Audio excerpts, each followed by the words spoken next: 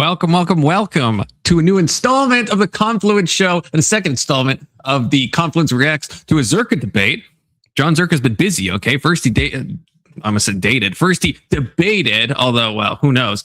Debated Andrew Wilson, and then he came back for more to get a piece of Nix, okay? I'm not really sure.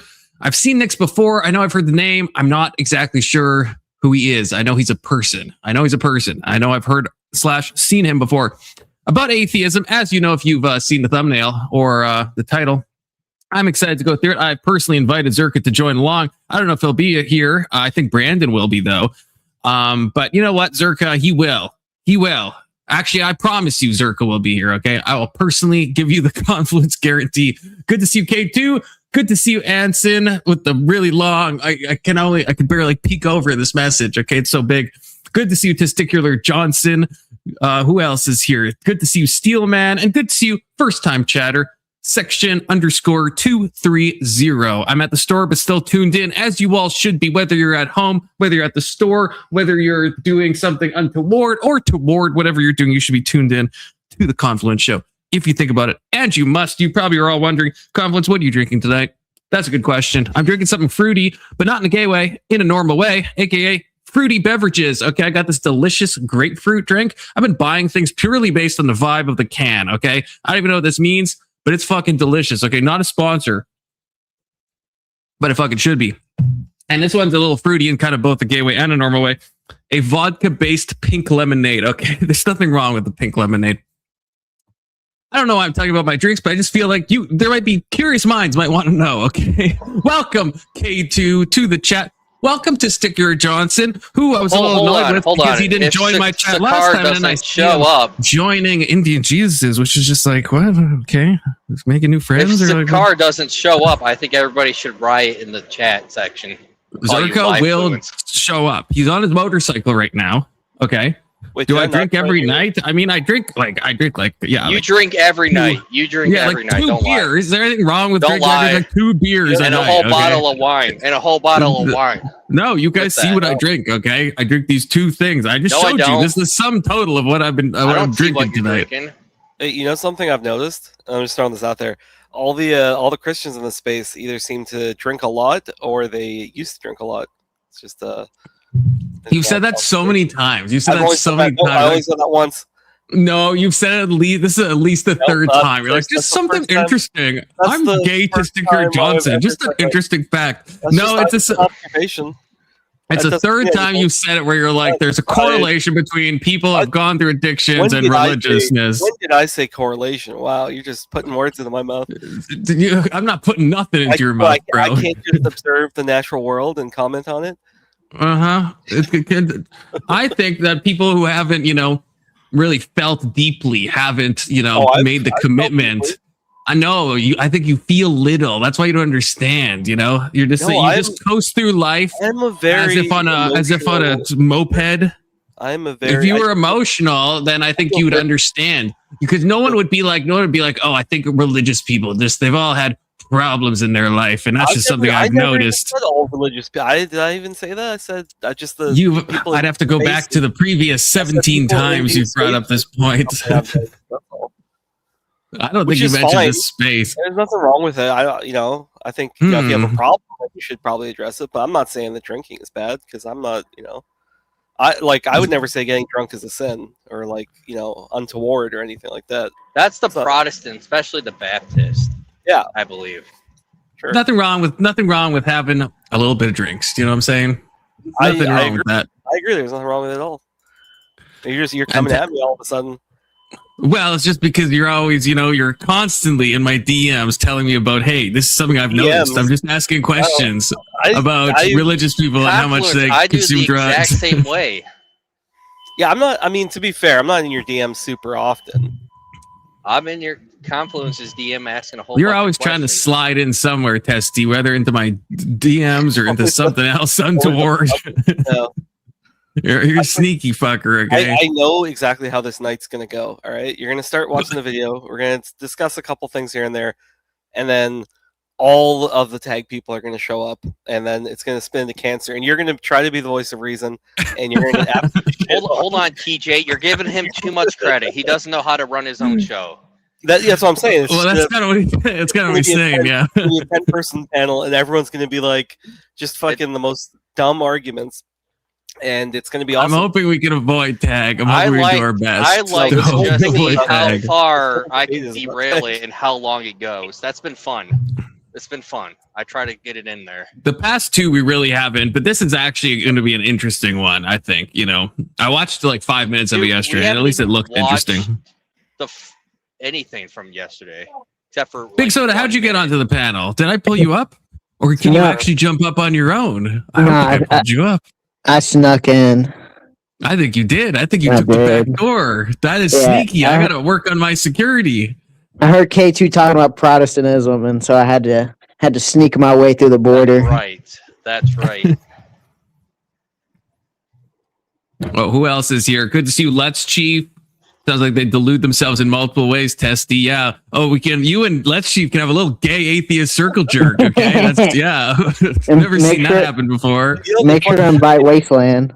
And here's the thing, because I'm a bad atheist, right? So I can't be like, well, this seems contradictory, but so if I say anything more than just pointing it out, I'm not making any prescriptive things. Like I'm fine with people drinking. I believe in people's rights. Oh yeah, it's the same when people point out what ethnic group controls like a lot of media and stuff. They're just like pointing it out. They're just like they don't mean anything by it. They're just like, hey, this is just something I've noticed. This is just something I've noticed. They definitely don't mean anything, Yeah, it's an observation. Like, did you know that Ashkenazi Jews have won more Nobel Peace Prizes than anyone else in history? That's just a factoid, all right? That's just a real thing that exists in the world. They call that jacking off, right? Just asking questions, JAQ. You ever heard of that? That's pretty funny. Also, the 9/11 thing, I do have some concerns, but that's a conversation for a different time. So. No, we can talk about it and derail it right off the top. Wait, about you mean the tiny hat people? Is that what you're talking about? No, the whole dancing thing. No, they were dancing. I mean, that is a little suspicious.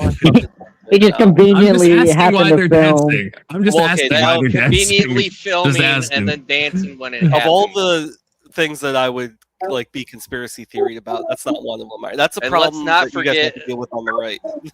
And let's not forget Larry Silverstein buying it just before that. It has regular conversations with officials out there. So how is that a real last name, Silverstein? That's the guy who owned the World Trade Center. No, I know, but just sometimes you can't make a name more Jewish if you tried. There's just no, you're gonna meet a Diamond Goldberg Stein. That can't be a real name.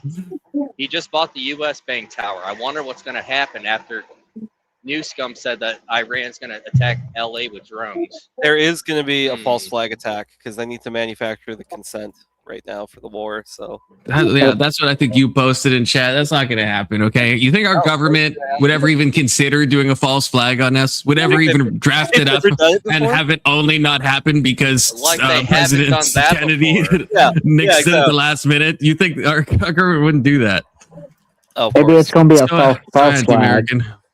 Yeah, aka a true flag. Okay, Iran is coming for us. Good thing we hit them first. They might hit us again. And then we might have to spend $200 billion to, on the war fund. Iran's being smart and overloading the Iron Dome with these drones that are just the only purpose is just to fly there, so it takes up their missiles.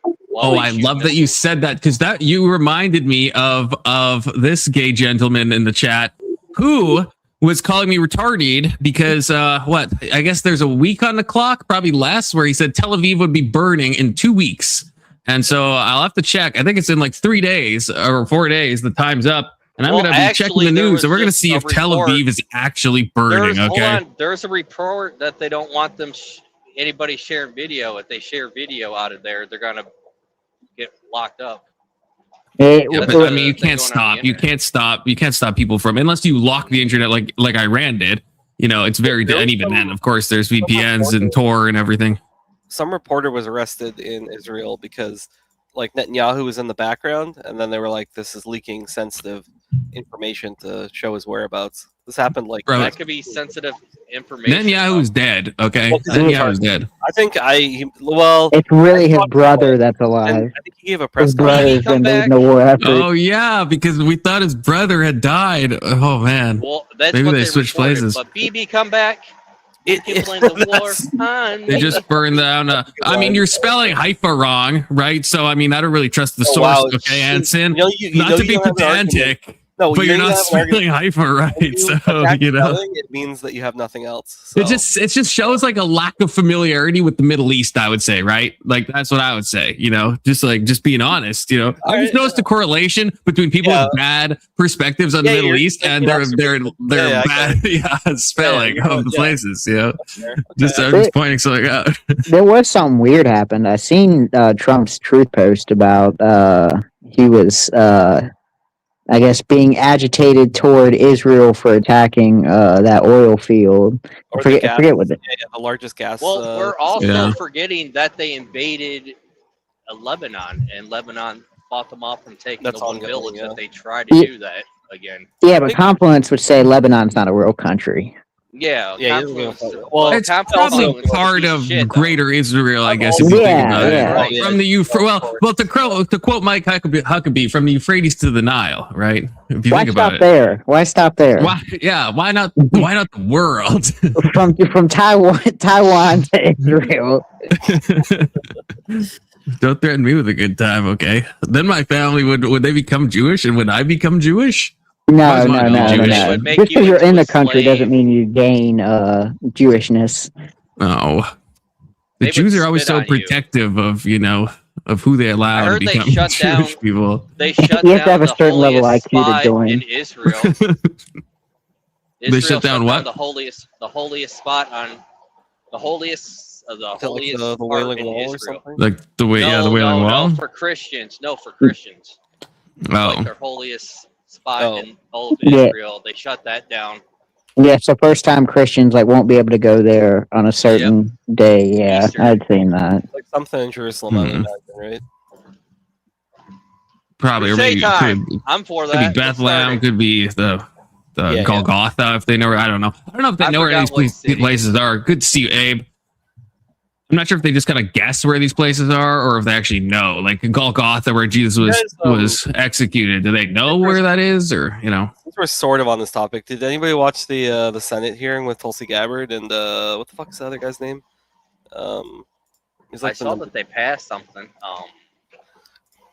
I've seen clips from it, but I didn't watch the whole thing. Basically, Tulsi Gabbard confirmed that Iran was not in the middle of pursuing nuclear facilities or enrichment facilities, because as they stated before, they got obliterated last year. So, but yeah, sorry. I heard that they. Why would she say that? Passed, screw you. Has Trump crashed out on True Social about Tulsi? Then no, he don't like when people go against them. He don't crash out on women. He give them extra passes. That's why Pam Bondi's still in office.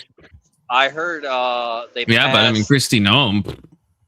Gigi's no reason, He just put her in another position. I heard that they passed. Around, I heard that they passed. When government shuts down, they don't get paid. The government. Oh, Congress. Officials. Yeah, good. Congress. That's something. Yeah. Is that thing you posted, Testy? Is that a real thing? Like the 200 billion? That's real. Is that what they're actually trying to get? Well, I posted two things. I'm sure. The 200 billion. That's also sure. They've asked the Pentagon. The Pentagon has asked for 200 billion. Jeez, people have been soying themselves. I don't know if that doesn't really make sense, but soying out. I mean to say over on both sides of the Ukraine thing, talking about either how much money it is or how it's not enough money. But it's Ukraine is less than 2 billion. I know 200 billion. I think more has been committed, but I don't know if actually more than 200 billion has been actually sent. Well, that's crazy that we're just hey, a new 200 billion. Yeah, but this time it's different. It's Trump's 200 billion. Yeah, exactly. That is true. But I know there's been different estimates because the government, now there's an inquiry basically into the cost, the supply and the cost of munitions. Because then we want an accounting of where things stand. So right now everything is kind of best guess, but I've seen anything ranges from 800 million a day to 2 billion a day is basically being spent on the war. And then the initial push, the first, I think 100 hours or however they measured it, was 100 billion, or maybe not 100 billion. That does sound like a high number, but these numbers are so abstract in the sense that I can't even fathom this amount of money. that they're just like like a $40 million missile, like shit like that just doesn't compute to me. That's like I'd be set for life for the cost of blowing up a fucking school. This is what happens when the government pays Or for hear stuff. me It's out, more you could expensive. blow up a school though of people you don't like, okay, in a different Yeah. country. Yeah. That's what, Choose well, modern man, okay? Yeah. Choose well. No, A bunch of female spies. yeah, Yeah. future terrorists. There you go. Future, yeah, if you think about it. You can't stop them at the people who will, in store. the future, Sounding give very birth Blue Jay to right future now. terrorists, right? This is Very kind of like the Blue Amalek Jay. situation all over again. I mean, if we're going to justify that, I mean, can't we justify this too? I mean, who's going to stop us? Who's going to stop us? Okay, really?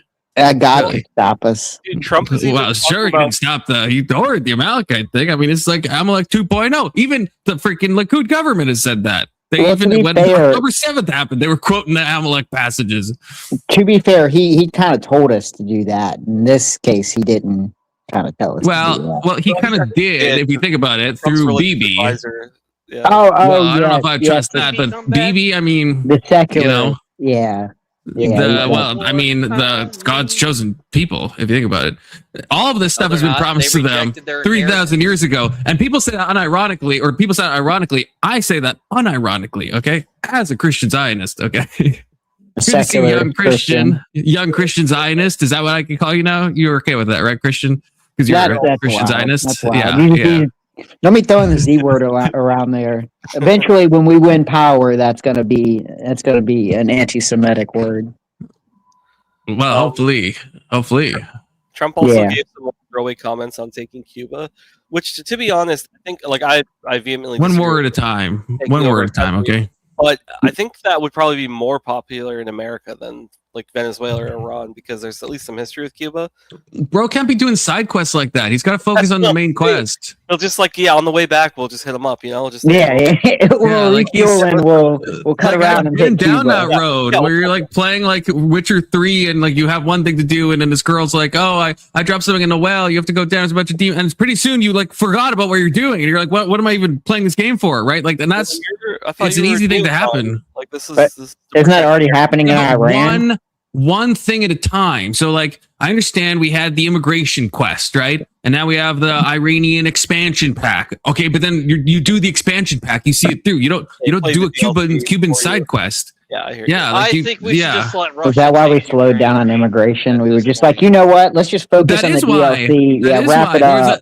There was a leaked internal memo saying that they were slowing down on the immigration stuff so they could focus on Iran. Yeah, that's I mean, wild. that's wild. well, you can only have one bullshit. main quest at a time, right? You can't put all your eggs in different baskets. Well, That's I what the thought all saying the is. You eggs were should in put that all your eggs basket. in one basket. That's what the saying really is, okay? It's a good thing to do if you think about it. Because then all your eggs are in one basket. You can just carry it around. You want to have every egg in a different fucking basket? Who came up with that stupid phrase? You want all your eggs in one basket, obviously. God, I hate these proverbs. And then that basket gets struck by a cruise Yeah, missile, and now just you're don't missing drop it. 155 eggs. I mean, you got to break a few eggs to make an omelet. Okay, that's another expression. Or if everyone has an egg, then you can have an omelet. It's the communist way. That's true. Whoever gets a really small omelet, that will just increase their starvation pain, which is a strategy to be clear. Okay, You know what? you've been In the playing a game FedEx to be a firing Witcher. You're playing the game to be a 7,000 Witcher. That's the whole people bit. And getting Well, that's true. Workers. That is true. That's And the very Witcher shitty. side quests are actually, as good as most games' main quests. To be honest with you, so I never feel bad about Yeah, it. see, but when, it's still see, when neat I to get play a distracted. game, I only do the main storyline. Everything else, fuck it. I'm trying to accomplish something. I'm trying to beat the game. I ain't out here on side quests. I'm big. Oh, I'm like a completionist. I'm doing it all, but I do it all. I don't like to have a bunch of shit going on at once. I like to be like, okay, this one, right? Try to keep it organized. Confluence is the type of guy to be doing 80 missions at once. Helldivers, right there, Confluence. No, you got to do a lot, but you got to be focused in it. You got to be strategic. And so if I was Trump, yeah, I'd absolutely hit Cuba on the way back. But on the way back, when the Iran thing is closed and done and over, then yeah, let's move on to the next quest. It's gonna be Yeah, a we'll- 20-year war. We'll get immigration in the third Okay. term, right? There's Yeah, well, probably. I saw there's kind of two options, and obviously there's like political analysts, and then they've actually done studies on this that like people's predictions of what will happen, like it's no different than just like a layman's guess. Like experts are wrong so often on because it's like you can't anticipate what's going to happen in the world.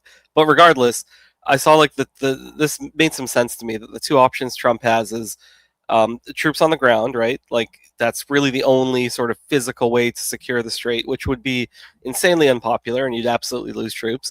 Or the option that this is what seems to be he's leaning, is he just wants to cut and run, where he's just kind of saying like, "Hey, this is sort of like Europe's problem. This is sort of like, why are we sort of doing this for you guys?" And like he's doing this thing where he wants to pull out. It feels like he really wants to pull out and just fucking cut and run. But then you're ceding the entire strait. Iran will have absolute dominance and control of the strait, and they have no reason to just let up unless Israel is off their back as well. Which so yeah, he put himself in a fucking unwinnable situation, I think. I heard. Sounds like a forever war to me. I heard Israel. You gotta confirm. I don't have this confirmed, but the rumor is Israel's getting sick of Big Brother telling them what to do and what looks bad, and they're here about getting rid of the U.S. and bringing in India that will just listen to them. They did take credit. That's never going to happen. Yeah, nothing like downgrading to India. Yeah, right? Yeah, that's not going to happen. From the U.S. anyway, so regardless, you guys are probably going to be footing some of that bill, or the majority of that bill. Yep. The crazy thing is how Trump's willing to risk kind of the outlook on gas prices with like 270 days left till the midterms. I think Trump with the this might be a low res take, but I think Trump with the Epstein files, with the immigration stuff, it's not popular with most people, right? Like it's just not, even though like on StreamYards, I understand every conservative is like totally fine with everything, but in normal life and normal polling, it's not polling well. Neither is the Epstein stuff. I think Trump thinks he's already going to lose. He's like, fuck it. I gotta make hay while the sun shines. I think he knows that he's going to get fucked in the midterms and he's probably going to get impeached. And so I think he's just like ramping everything up. And so I think maybe the Iran thing would have been like a more like steady, but I think he's like, nah, with all the heat, it's just because even before this, there's no way. I don't think Trump is going to win the midterms. I've been saying this for like a couple months now. And I mean, I'm just obviously one guy, but I am a professional political commentator, if you think about it, technically. Okay. So the polling is pretty abysmal. And like, apart that's from. what I mean. So it's like, even before you ran. With MAGA, though. Yeah, I was going to say. Because even with the MAGA crowd, like, it is interesting to see like the partisan lines. Like, the Republicans, I think that's the only majority that supports like the incursion into Iran. But it was like 40%, or sorry, it was 40% something with independents, but like the kind of the I guess the free agents, if you want, the people who aren't registered Democrat or Republican, they're the people who are like really unhappy right now. So if you're thinking about like people who will vote to swing an election, like they're the ones who are pissed right now, especially like Democrats and Republicans can kind of reliably, they're either going to sort of get on board or they're going to sort of always be completely against it. But yeah, pissing off like your average person, it doesn't look good for the Republicans. So. It does not. I'm good to see you, Avery. And yes, professional. Brandon pointed this out to me yesterday, I think it was, that me taking super chats and when I'm doing political commentary, that's technically under the definition of profession. I am technically a professional political commentator and analyst.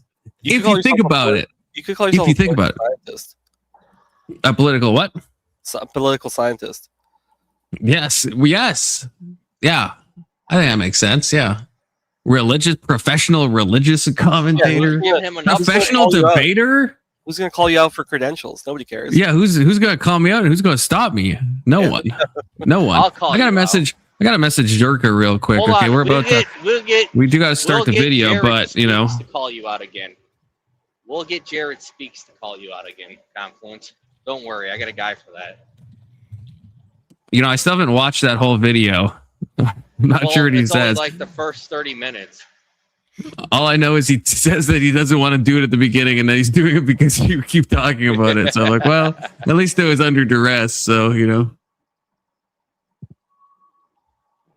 But it was funny. It was funny. I've never I've never won the most goy gay award, okay? Yes, you did. No, the most goy award, okay? You know, every time I think of Futoy, I still think of Brandon calling him Fugoy that one time, and like I think of that more often than I should, and I just laugh to myself. I kind of miss Futoy. I miss That's Futoy. Ted Cruz. I miss Stacy more than I miss Futoy. I do not miss Stacy. I do not miss Stacy. I also miss Stacy. I feel like Wasted, he's kind of the new heel, or she, whatever they prefer.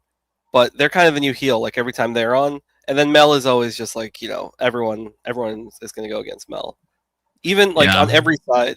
Dude, I said it in chat, but the reactionary versus reactive thing, I was like, well, on strict technical definitions, but I was like, she even admitted, like, yeah, you are kind of being an asshole.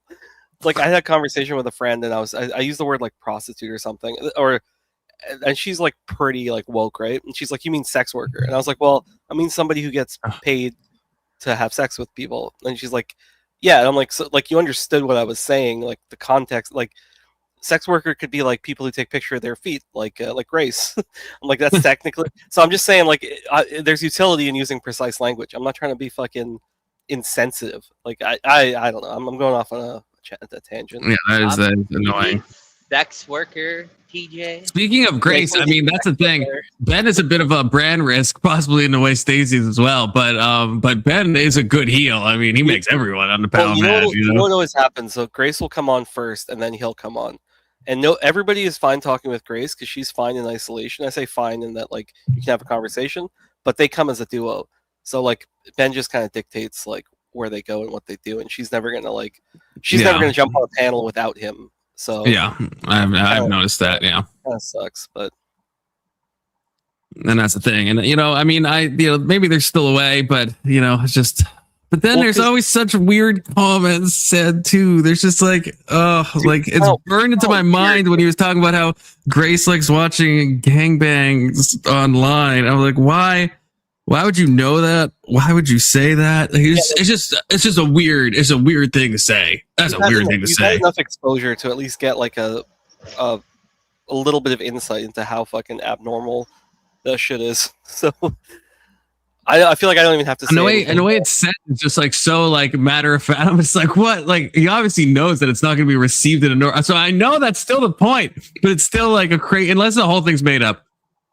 And she actually didn't watch that at all. And so, because if there's truth to it, even if it's a bit, it's still weird. I don't want to get like Thorpe coded, but you know what I mean? Just yeah, it's strange. What happened to Futoy? Alex, how did you not see this? I thought you were there. Futoy got into a big fight with Mel, of all people. The heel against the heel. You never have the heel go against the heel. You know, this was a skill issue on my part. Okay, I didn't try. They just ended up fighting. They ended up in the longest meta conversation ever. It's like a 30-minute meta conversation. And Futoy did say at the time, he's like, this is a deal breaker for me, Khan. If you don't let me hash this out, but it had already been like 30 minutes of like a meta conversation. I don't know if it was actually 30 minutes, but it was like a long meta conversation with like 8 people on the panel. I was like, we're not talking about this right now. Okay, we got to calm down. And then he left, and then he sent a message in the server saying he was not coming back. Yeah, and I would think it would be like someone else. Like he's gone through with Emmett and like all those people, but no, it was Mel. For him to constantly get muted and stuff, and like I don't know. I felt like he got a bit of a bad shake, but he was also. If that was it, but that was the thing that like maybe that was the straw that broke the. Maybe that was the straw that broke the camel's back. I don't know, but that was the thing. It wasn't like he never cited the muting or getting kicked or anything. He's like it was like that, which was like. But I think it's good that he recognized that like it wasn't good for him and he stepped away, even if it sucks for you or whatever. I think that's a healthier response than like trying to fucking fight the tide sort of thing. It's very easy to drive yourself crazy. Oh yeah, Alex was there. Yeah, he got mad at Alex, and then he got into a fight with Mel, and yeah. That was the last time. An apology, Confluence. I'm not sure for what. Yeah, you probably do. You may as well just do it.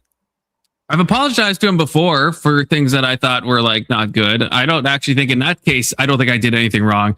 I mean, it was like I said, it was a long, like even Ego. Brandon was saying There's this is your the ego. no, this truly is an ego. This truly is an ego. I mean, I reached out, I made sure it's okay and everything, but I don't think I don't. I mean, there's nothing realistic. There's nothing I could have done differently in that situation. I watched it back and I was like, there's nothing I could do.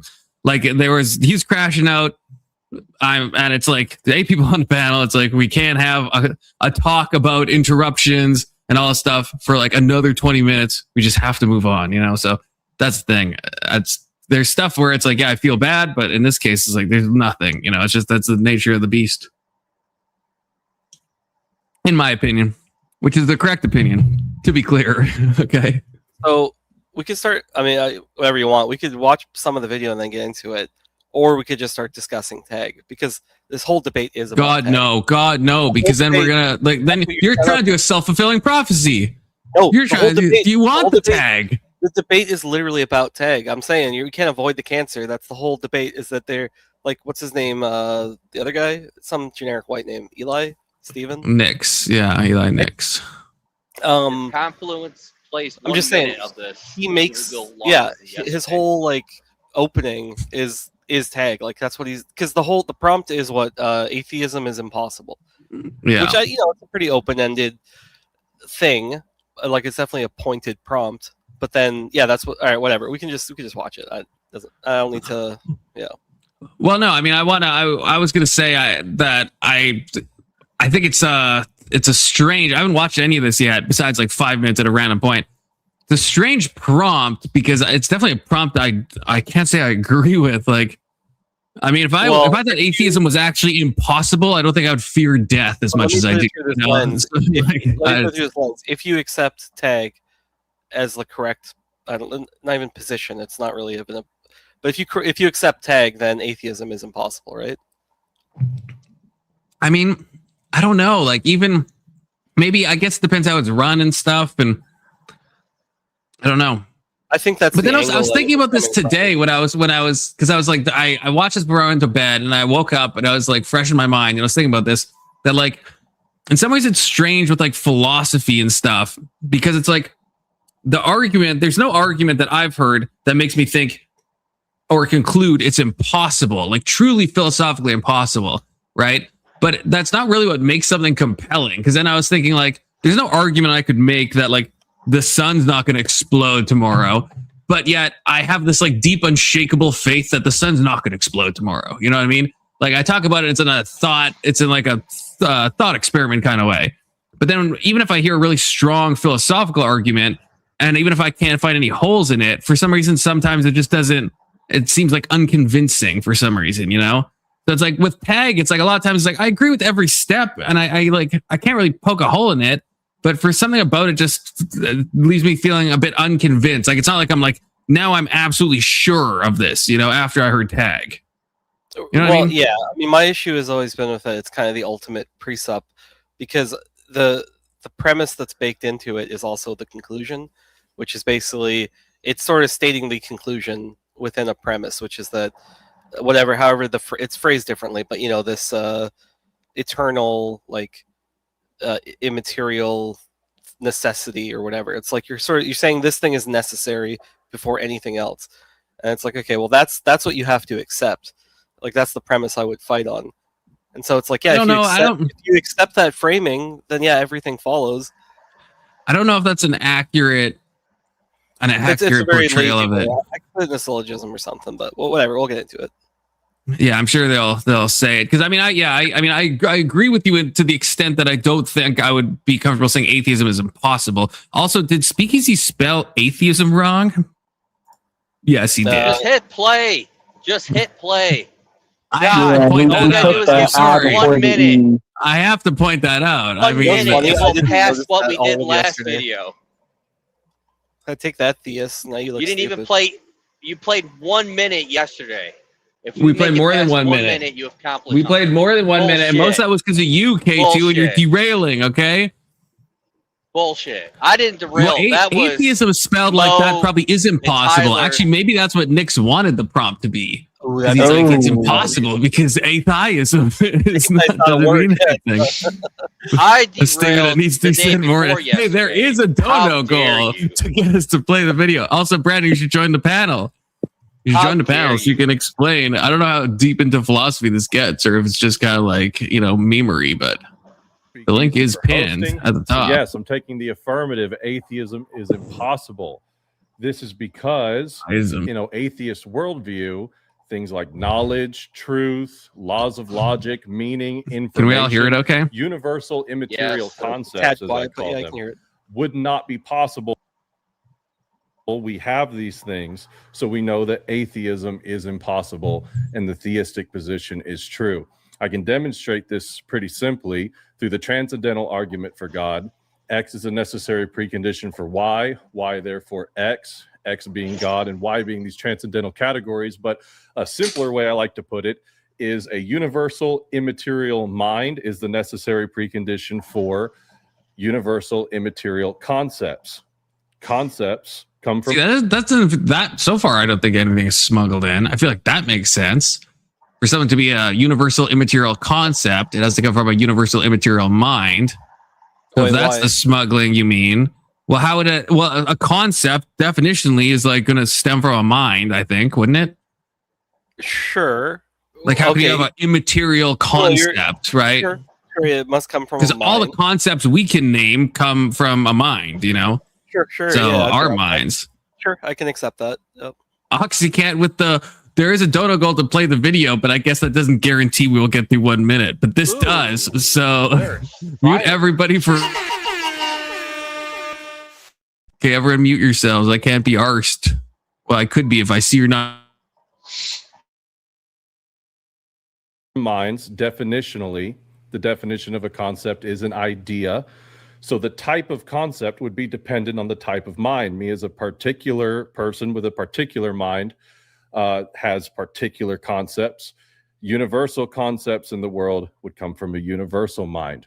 And this is only one section of a paradigmatic argument. This is very important. None of these things exist in a vacuum, but this is a worldview comparison taking into account everything that the atheist presupposes and believes, their metaphysic, their epistemology, their ethics, and reducing it to free. absurdity. You're Because freaking ultimately, in too. the atheist paradigm, they appeal to universal immaterial concepts like truth, logic.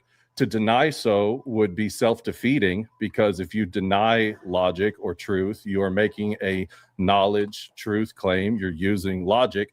However, in the atheist worldview, whether they are strict physicalists, materialists, naturalists, all the universe ultimately is material particulars. Material particulars don't give you universal invariant laws, concepts that are utilized by them every day. And what they will say is, it's all grounded in our minds. Well, wait a minute. Any type of knowledge has to come from the outside world in order to make sense of the outside world. Even the concept of the self is completely unjustified in just a deterministic meat bag type of situation that they think the human condition is. But things have to be true about the external world in order to... We're unmuted. Has it been a minute? I don't want to violate. It has been a minute. I find this compelling so far. I kind of like this Nix fella. I don't know. I'm getting good vibes off him so far. Like, I think I don't you're know. just This is drunk, not. and that's the butterfly. I'll let shit him. you're telling I'd me. rather just let him. I've had one grapefruit beverage. Okay. I don't know. It just sounds a tag. I don't know. The way he's saying it, I feel like is at least. I don't know. Maybe it is the grapefruit vodka soda that I drank, but much like the grapefruit vodka soda, the way he's describing it is refreshing. I would say sounds better than I've heard it before. I don't know. I'll let him keep going, but I'm just saying. Predicate anything. For example, the law of identity, that an object is itself and not itself, that A equals A. This has to be true about the external world for it to be true propositionally. So, and this concept is not reducible to anything material. You're not going to dissect a rock or a plant and find this thing called the law of identity. Again, they'll try to say that this is a tool that humans construct linguistically. But again, all of this is predicating and presupposing that there is truth in the outside world, that truth is discovered. If we created truth, then it would be arbitrary and subjective. We would be able. Okay, I do have to pause it. Like, Testy, what would your response be? I know you're a bad atheist and stuff, but like that kind of does make sense, right? Like if under atheism, right, we're just clumps of molecules stuck together in configurations, and we have the mind's an emergent property of the brain, and yet somehow we're able to access like real truth. So like knowledge does exist, and I'm gonna say my piece and try to sound smart before I let the next guy up. But like knowledge is like an epistemologically valid thing on an ontological level because it has to exist independent of our minds. And no one on the panel that's gonna come up is gonna go against what I just said. Assert that you're already like, this is my issue. Is that so the leap that's happening is saying is the universalizing of this. So say that it must be like there is a logical leap in terms of saying, well, because something is a concept, or if you're attributing some eternal characteristic to it, like it must therefore come from like a universal mind of some kind. Well, he started by saying a universal concept has to come from a universal mind. At least all the concepts that we've come up with obviously are mind dependent, and if we think that the concepts we come up with are going to still be concepts after we're long since dead or existed long before we were alive, then it's like then those concepts exist outside of our brains, but they're probably dependent on something we might call a mind. Whether that gets to a god, like if that's the leap, that's the only leap that I feel like holds water. Is like if you're going to call that thing a god, but like. I think it is just true that like from what he's saying that there is some immaterial aspect to all of this, right? Right. So immaterial. Mute the Philo, bro. Brandon doesn't get a word in. Big Soda muting him for the hot 2 minutes. Get wrecked, Philo, bro. And we have a new opponent. Dude, I'm not actually I'm not staying long at all. I'm not staying long at all. It's Crimson Desert Day. I literally just came in to say hi, to tell everybody to get those donos in, give a quick reminder. True. If the bitch Marilyn is in here to go ha ha ha ha ha ha ha ha ha. Why are we laughing at Marilyn? And she got kicked out. And wait, when she got kicked out of what? She got kicked out of what? What she got kicked out of? Not JS's server. Not JS's server.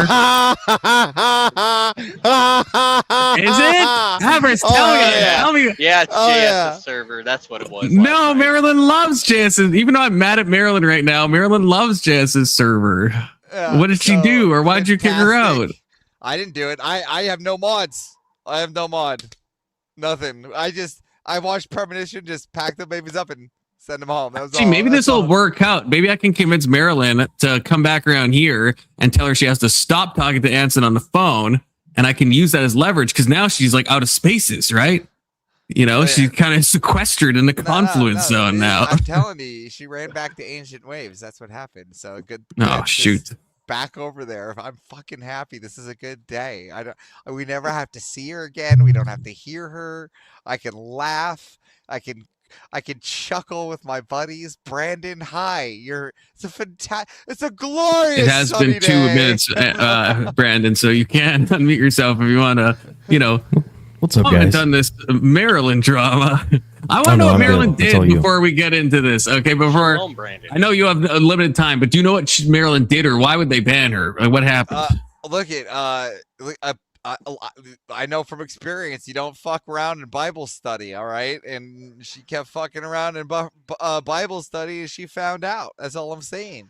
Look at JS takes morning Bible study very serious. I can't use the word whore in there. I have to use the word harlot and the other one. Lady of the Night? No, the other one that they use in the Bible. I mean, they do say. I mean, I guess it depends on the translation, but the whore of Babylon, I mean, is in Revelation, right? Yeah, but maybe maybe in the King James they say harlot of Babylon. I don't know. Yeah. So, but yeah, so it was fun.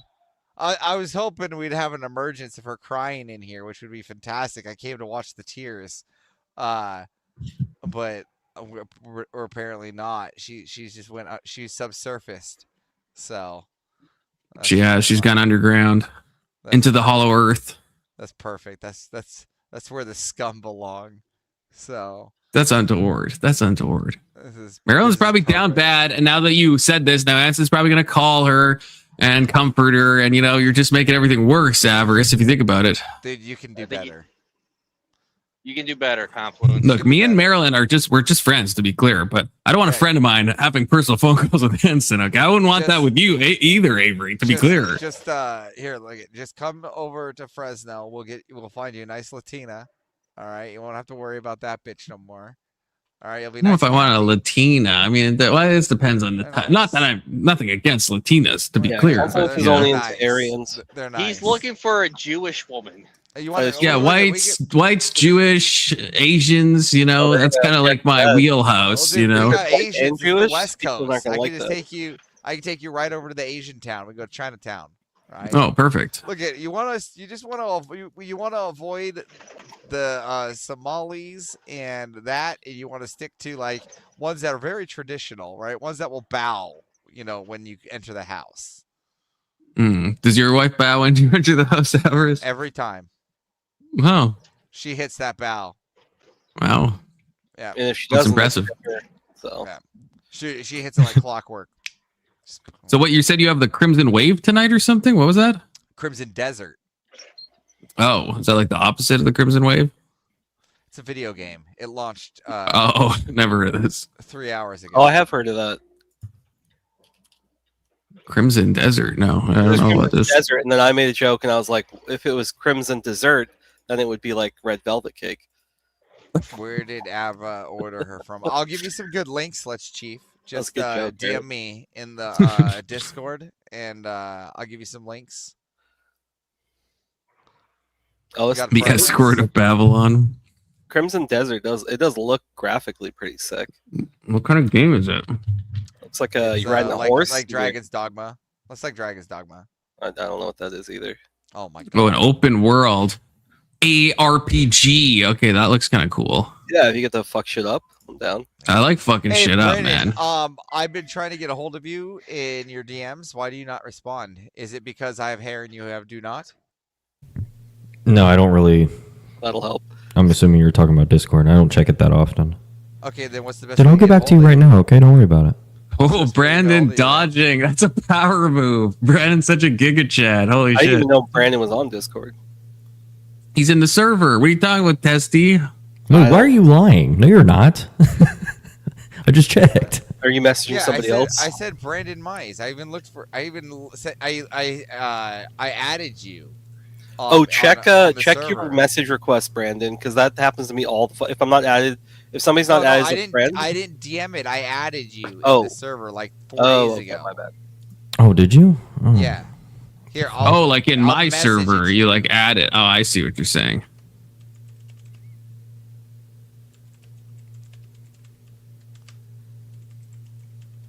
There we go. Just listening to the sweet sounds of Avery messaging Brandon. I'm pulling a Mr. E right there.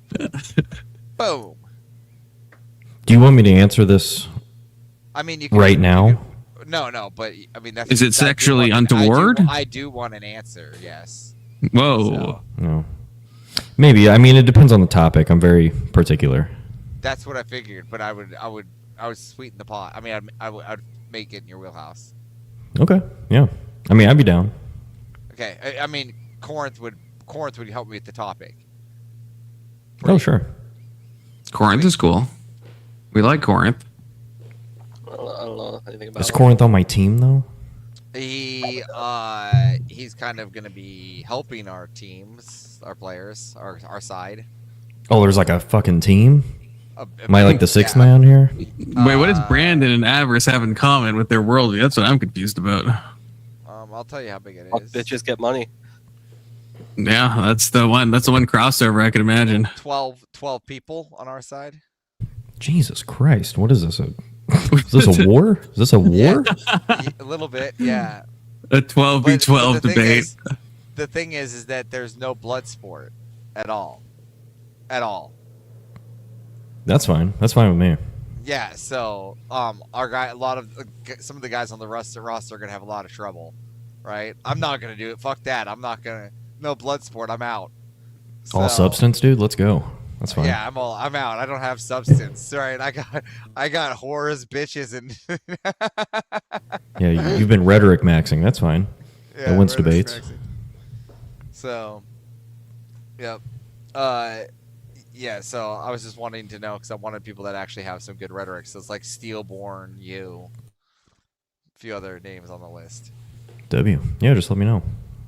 Sweet. Big time. Glad we got that sorted out. We're going to the bigs. We're gonna take the left on head first. Confluence. Is Brandon not on the left? I just kind of assumed Brandon's like left coded. I am a little left coded, by the way. He is left coded, yes, but we're taking on the left debaters, right? It's not about really the rhetoric; it's about the debate. So. Oh sure. Yeah, we just have to win, saying that our circle of like Confluence, Speakeasy, Crucible Sphere is better than their sphere. I like being included in that sphere, you know. Are you allowed to tell me whose their sphere is? Their sphere? Yeah, I'll send you an elevator pitch of the whole thing in a bit. Okay. W. I want to be like BCC'd on this, okay? I just want to know what's going on, you know. I just want to go. I'm nosy. I'm like a little nosy guy. This is why I'm a moderator, because I just want to know everything. Exactly. I am on your team, Big Soda. But is this Brandon is a confluencer, okay? So he's a part of the confluence sphere, okay? Confluence does sound like he's a bit hurt that he was left out.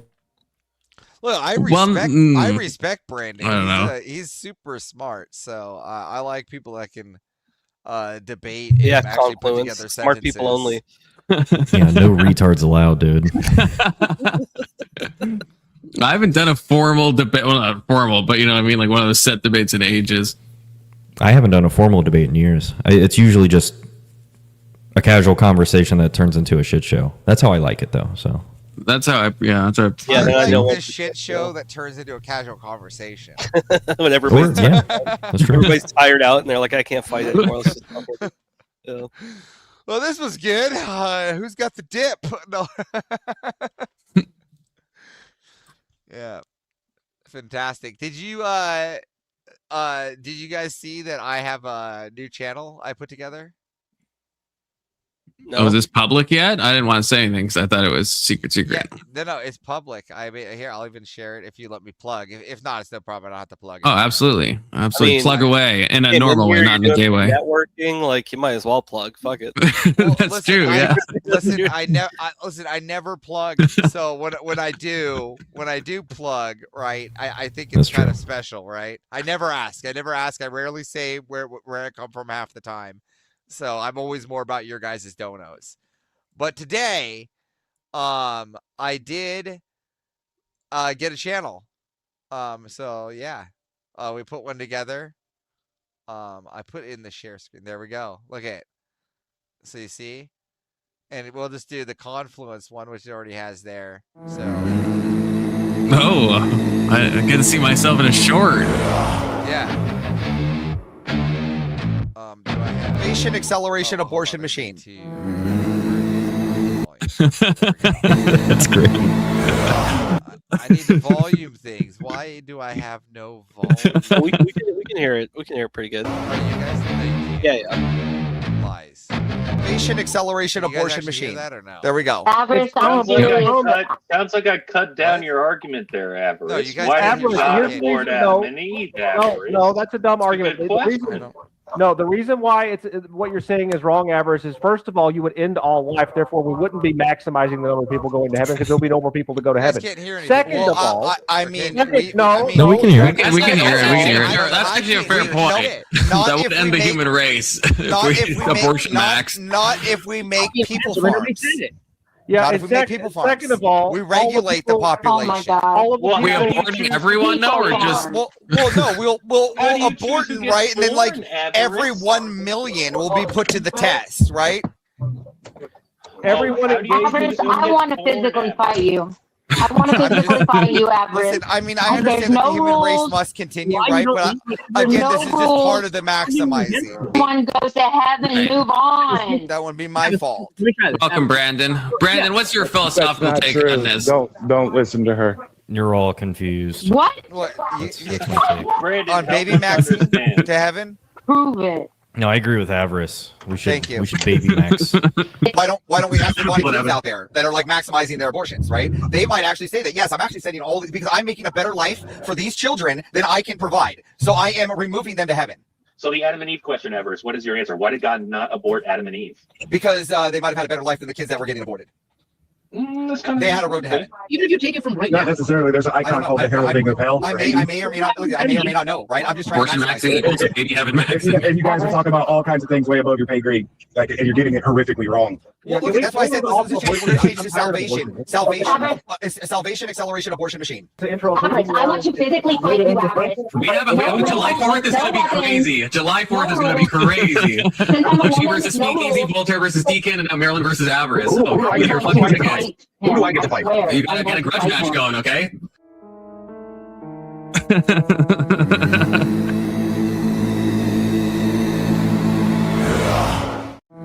So yeah. Incredible. W. So I have new shorts for all the shit we've been running here. More to come. So yeah. Here, I'll post your thing. It's just on your normal one, right? The Lost yeah, Avarice. Yeah. So we're just putting clips there. It'll be the fun rhetorics. Nothing no real like philosophy or anything. If you just want to go and hear a funny rhetoric, then that's where you're gonna go. Like don't go there to like listen to Brandon, listen to him do some awesome debate on, tag. We're doing this is gonna be like it's okay to be gay as long as you're high, kind of like, and then running that one. All right. So yeah. So I know you work with Rob Avarice. I only have like 3 videos on my channel. Have you seen the debate that I had with Rob? I did. Okay, what'd you think about that? That's why I picked you for wanting to be in the lineup.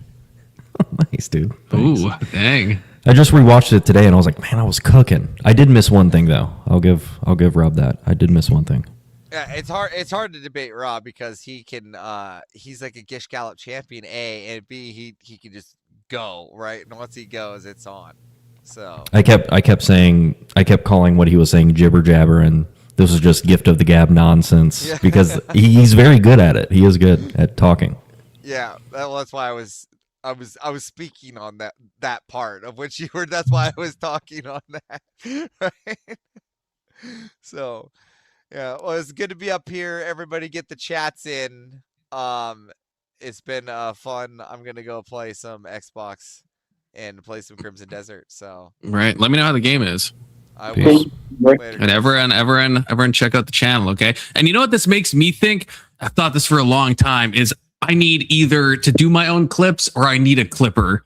Because there are some fire moments that happen throughout the average Confluence panel that I just would love to be in YouTube short format. Oh, Just hire some guy on Fiverr from Pakistan or something. What you can do these days, yeah. just upload there's AI stuff. Just upload your video to it, and it'll just automatically create clips based on what. But it doesn't know what's the most like. How would it know what's the most like fire moment? Well, no, you get to set the parameters. So you could say, I want 30-second clips, I want 1-minute clips, but it'll give you like 100 clips, and then it'll give you the subtitles automatically. Like this shit can be automated essentially. Yeah, but like with the one that Avarice did, it's kind of like cutting around, right? It's like taking it's not just like a straight 30 seconds. Because StreamYard has like an AI feature too that you can only use a limited amount of time, even though you pay a lot of money. Well, I guess that makes sense for AI, but still, but it sucks. I've tried it. It's like it makes horrible clips. If you want like actual edited content, then yeah, probably Fiverr. What Brandon's saying, like there are not clip farmers, but like people who will do this shit for virtually free. It wouldn't cost that much. Well, that's the thing. Like you just timestamp stuff. You're like, I want this section from this timestamp to this timestamp was awesome. Just cut it up into like a 30-second minute or 30-second to a minute video. Yeah. And because that's the thing. There's some moments because it's like no one's gonna see that whole like an 8-hour stream, but there's some moments where I'm like, God, this would be like so good. Like condensed to like 3 minutes. This would be so worth the watch. You know, or you can do the AI thing and then hire the Pakistani guy on Fiverr to take those clips and tell him what you want. Right. That's the thing, because even going on Fiverr, it's like I still need somebody to be then going through. Well, no, I guess I would get the timestamp range. Yeah. Because that's the thing. Because otherwise it's like, giving someone like an 8-hour video and be like, find the coolest moments and make 3 clips. It's like, that's a massive job, right? Yeah, that would be more like if you had an actual editor, and that shit would be expensive. Yeah, because I need like an Asmongold editor, where Asmongold just streams and then he still gets like videos. There's all of these videos of Asmongold that his editor fully does. That's the dream. He just streams and then someone else turns it into videos, shorts, everything, does everything else. You have a lot of clippable stuff. Like you have a bunch of moments that I think would be really would really hit the algorithm. So right, that's the thing. Ciao. What, Big Soda? I said like the Avery and Thorpe crash out. I tried to go back and look in the VOD, and he's like, I had to. Pussed out. I honestly think that could have been like bannable. Like honestly, like I don't think an average F-bomb would be bannable, but I think what happened there could actually be channel destroying technically if I left it up. So I just want to say I should have downloaded it before I killed it though, because I could have maybe edited it. I have never broken TOS on stream, so you never have. That's true. Yeah. Big Soda, have you? You have, right? Recently. What was it? The J word. He said the J word. Someone had posted it in chat, for Japanese people. Someone had posted it in chat, and Big Soda was just like, "Oh," he just casually said it. I'm like, "No." That's a tough one. I mean, it's not the worst one. Yeah, it was just an abbreviation, Because if your mic cuts out on the second syllable, what, you're fucking canceled now? That's not fair. That's not fair. You know what I mean? Yeah, I have never TOS. Yeah, which is remarkable. I don't know how that's possible. I've almost TOS'd myself a number of times. It's been close. One of these days is going to happen. I'm going to get heated. I'm going to call someone an F slur. I'm going to delete my own video for myself. I grew up in a household where swearing was not allowed, and then I've worked retail and office jobs, so I swear a lot in my personal life. But for me, it's very easy to flip the switch into just okay, I'm not going to use bad language, But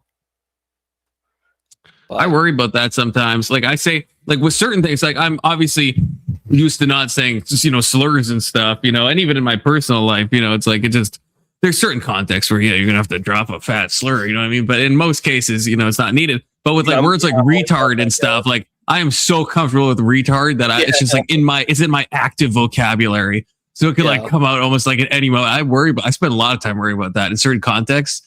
I'm like, oh shit, what if I just said, because I'll just even say it about myself. I'll be like, oh, I'm being retarded right now. But some people, right, in certain contexts, right, that's gonna be not accepted, right? Not okay, yeah. Dude, I realized how online I was the other day because my friends said we're going to a concert, April or something. He's like, hey, just confirming for the concert. And I sent him 07, and he's like, was that a typo? And I was like, oh no. And I had to explain to him what 07 was. And he's like, yeah, I wouldn't have done that. I had that literally today with somebody, someone that I've been friends with for ages. I said 07, and he's like, 07. Yeah, I felt like such a loser. I'm just like, oh, dude, I'm too online. This is like a Well, remember that girl that Keelan brought on denied claim.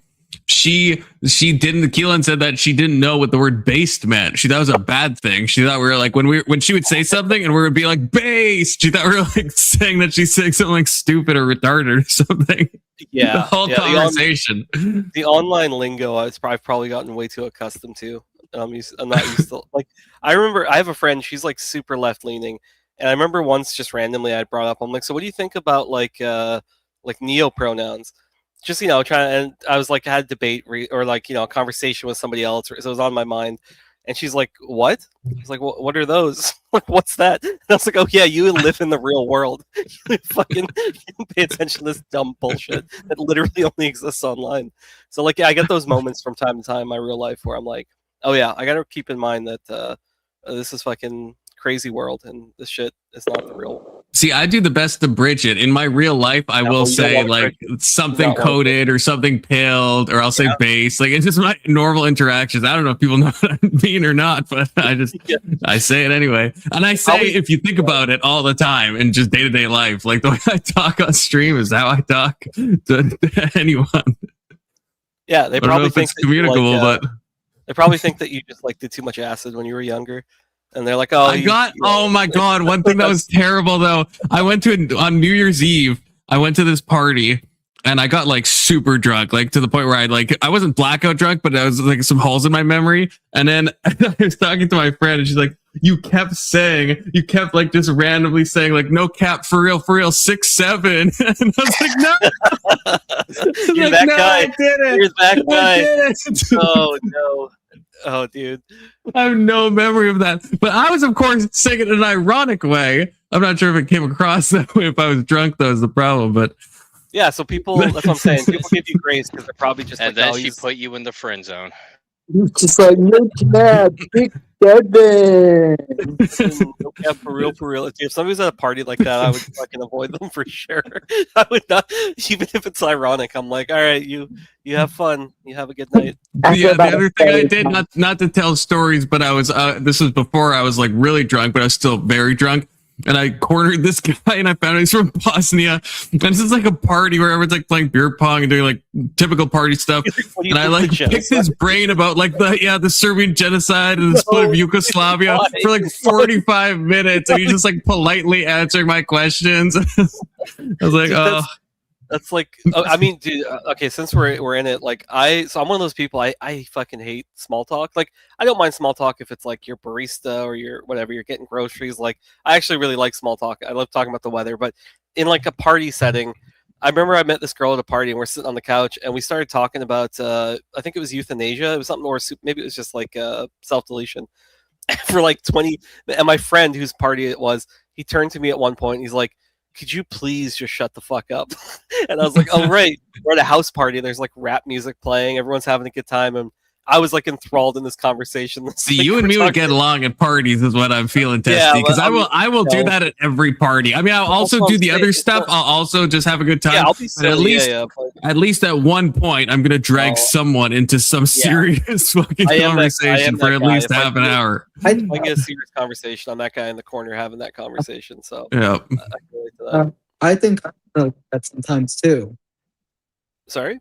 I think Kirk, your mic better be fixed, brother. It better be fixed, okay? It's just it has to be fixed. I think I'm like that sometimes too. Kirk, you're like that all the time, though. If you think about it in a nice way, I love you, Kirk, but you're like that all the time. If you think about it, you've been to a party. That's pretty cool. No, sorry, Kirk. Have you been to a party, Kirk? Honest question. When I was little. Yeah, are we like a birthday party? Yeah, I can see that. Wait, are you saying that you're like you go to the Starbucks to get a coffee and you're like, so how about this war in Iran? No, sometimes I'll just do stupid shit because I think it's funny. So sometimes with like random people, I will do that shit. That's what I do. But it's like an intentional. Like I understand this is like a socially awkward thing. I just find it super funny, and so I'm willing to bite the cost of the social faux pas to just get some like personal humor, which I don't know if that's toxic or what, but just like asking a random person, I think about like Israel Palestine. It's like super funny. It's super funny. That is really funny, actually. Yeah. Right, before we continue this conversation, that's usually for a hot period because I used to be on the online dating apps. That would always be my opener. I'd like ask some like question about Gaza or like Israel's role in the Middle East or just whatever. I'd be like cold open. Well, it's more like, for example, someone will be waiting and talking about like art history, and I'll bring up like Kant's transcendental idealism or theoretical physics or something like that. The problem is, Kirk, that you do that all the time. Like, I've never seen you ever art, not you know do who that. made really good You have to art? learn to balance it, Kirk. You got to throw in some 6-7s to throw the people off, right?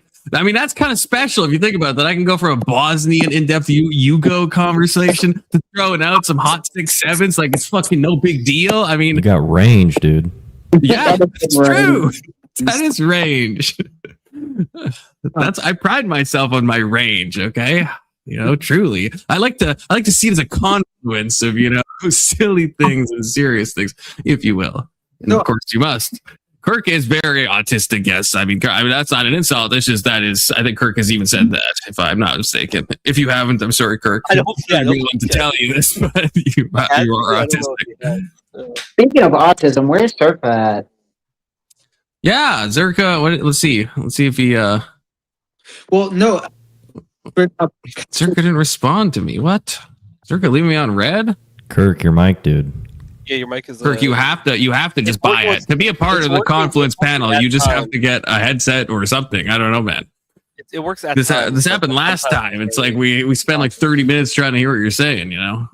I was saying that I sometimes do bring up casual conversation. Yeah. Well, that's good. Okay, give us an example. Pretend we're like at a party. We're just like talking. Everyone's talking. Oh, Testy. Oh man, that girl's so hot. 6'7". Oh yeah. Yeah. We're talking about sports or something. Okay, Kirk, intervened. This is your chance. Chance. Sports, so. Yeah, sports. Oh, hey Kirk, what's up? What's up, homie? And then pretend you like dab me up. Yeah, we dab you. Do you like what is it? Do you like Frasier or Cheers or Seinfeld? Do you like? Oh yeah, those shows that were on here like 30 years ago. Those sitcoms from the 80s. Yeah, those are fucking fire. Frasier, yeah, I love Frasier. Smartest show on television. So, what do y'all guys think of Osama bin Laden's letter?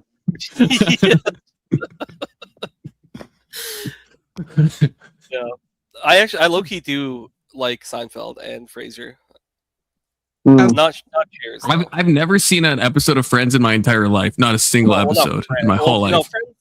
Friends I followed fairly closely. Looking back, it doesn't really hold up as well as I thought it would, but it was good for its time. It was, I'm all about New Girl. Okay, that's my guilty pleasure for real. New Girl is amazing. It's all about the gay Jewish media. What's happening? So effeminate. What's happening? Wait, why is New Girl effeminate? What are you talking about? I'm just looking at because it's got a female lead. It's got a female lead. So sexist. Like the picture, it probably passes the Bechdel test if you think about it, which is totally fine to pass.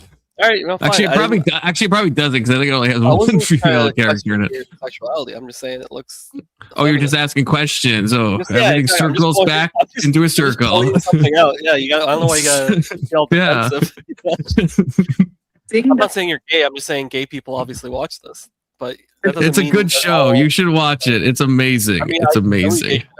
Is super hot. So I mean, I would. Oh, see, yeah, Doomerang likes. Yeah, well, it's not really a guilty play. I just know someone like Testy is going to call me gay, and someone's going to say New Girl Fluence. Yeah, I understand. Doomerang last time when I mentioned Jurassic Park said Clever Girl Fluence. Now that's burned into my mind. Okay. That's funny. See you, Mo. Yeah, I just hearing you explain that, I just got a vision of you at a party, like with somebody in the corner, like basically having like an existential crisis going into these deep topics and just trying to get away from you, but you just keep talking and talking. Yeah, but here's the thing. That does happen. That does low-key happen a little bit, but I can flip on a dime. Like if someone's like, hey, I need someone for beer pong, I'm fucking over there, right? Fuck Bosnia. Oh, yeah. I don't give a shit about that. You take the conversation to the beer pong table, like no, I just like, I code switch. That's what the queer Wow! Whoa! A little bit of a slip there, buddy. Whoa! A little bit of a slip that's there. That's what in queer language. That's what they call that. From the show. Yeah. I think just saying the queer people sounds a little, especially if you add an S to it. It's like when Charlie Kirk says the blacks, it just hits different. But I mean, just like in in queer language, right? They talk about code switching, you know. I don't know anything about queer language. You'll have to explain that to me. It's like a race thing too. So it's like have you not heard about this with like a black person with like other black people? They might like, you know, Mike. I feel like I don't know how to explain without being racist, but not all black people, some black people might speak in a different way to black people than when they speak to white people, for example, right? Are they talking code or something? They talking like I don't want to do an impression of how they might talk to one another. They start like making clicky noises. When they're talking to black people or white people, they'll be like, "Oh, hey, what is up, my dude?" You know? Like there we go. What's up, my dude? So yeah, like, you know, whatever white people say. I don't know. Yeah. Okay. So that's code switching, and in the same way, right? It's something in the queer community, I think, right? Where it's like, you know, if white people are talking to black people, they'll be like, "Please, I don't have any money." But if you're talking to a white person, yeah, that's usually how the dialogue goes. You almost got a spit take. You almost got a for real spit take. Okay. I'm saying you talk to certain people differently just based on their appearance, which is probably not a good thing to do, but it happens. I don't know. It sounds like it can save your life in some sort of scenarios. Okay, I did open the door, so I can't really see shit.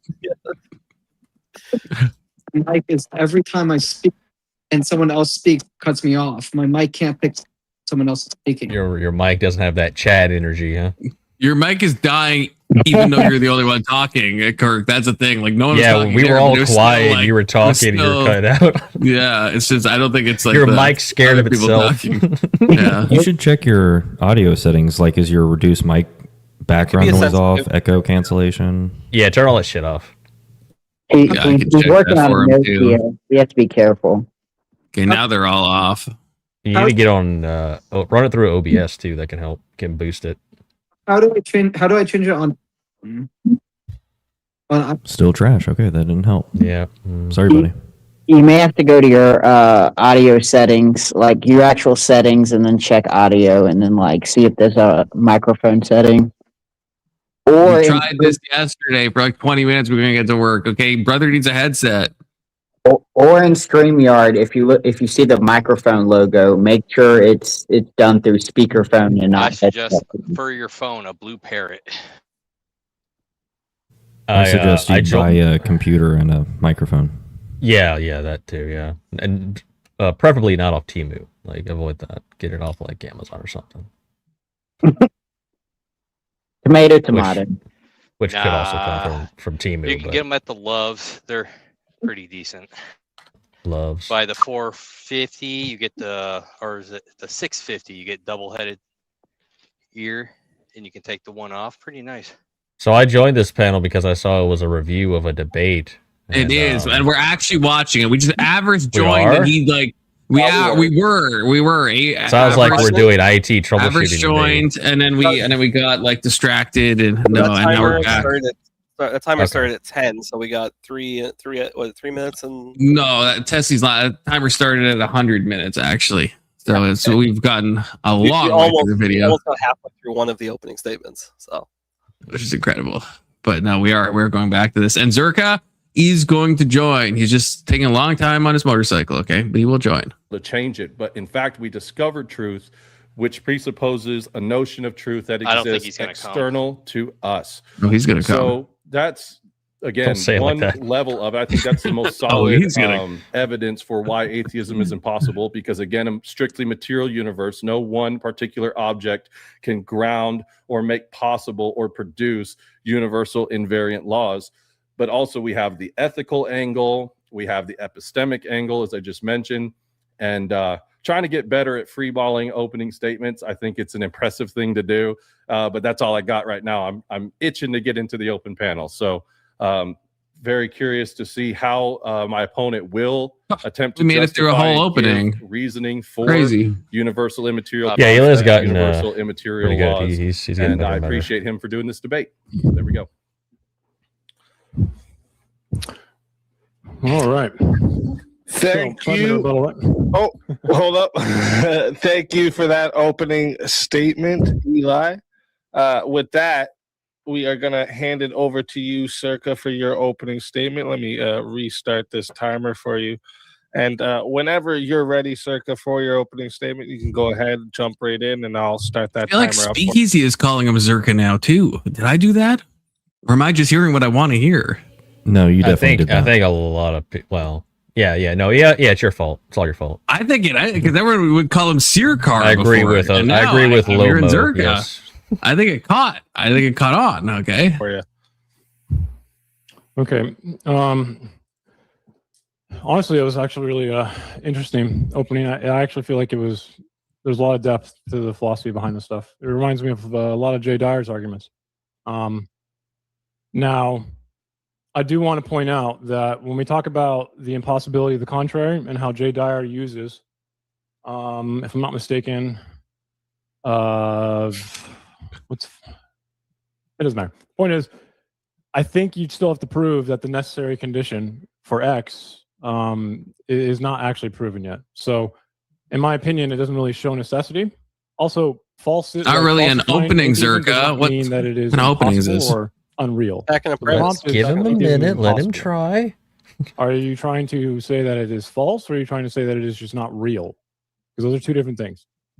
And then for the worldview holism claim, this is just a nice way to package everything up into a nice little entanglement. It's not very narrow, and it does not imply that atheism, again, is unreal. And you probably need to show how you can narrow this down instead of doing a totalization here. And then it does kind of look like that. That's why he's like stumbling a little bit. Philosophical systems, let's just say between atheism and like theism in particular, all of us kind of argue over the definitions, and at minimum a stance on God belief, and not like just metaphysical definitions in general, are not going to essentially make atheism untrue again, or sorry, unreal or impossible, like the prompt says.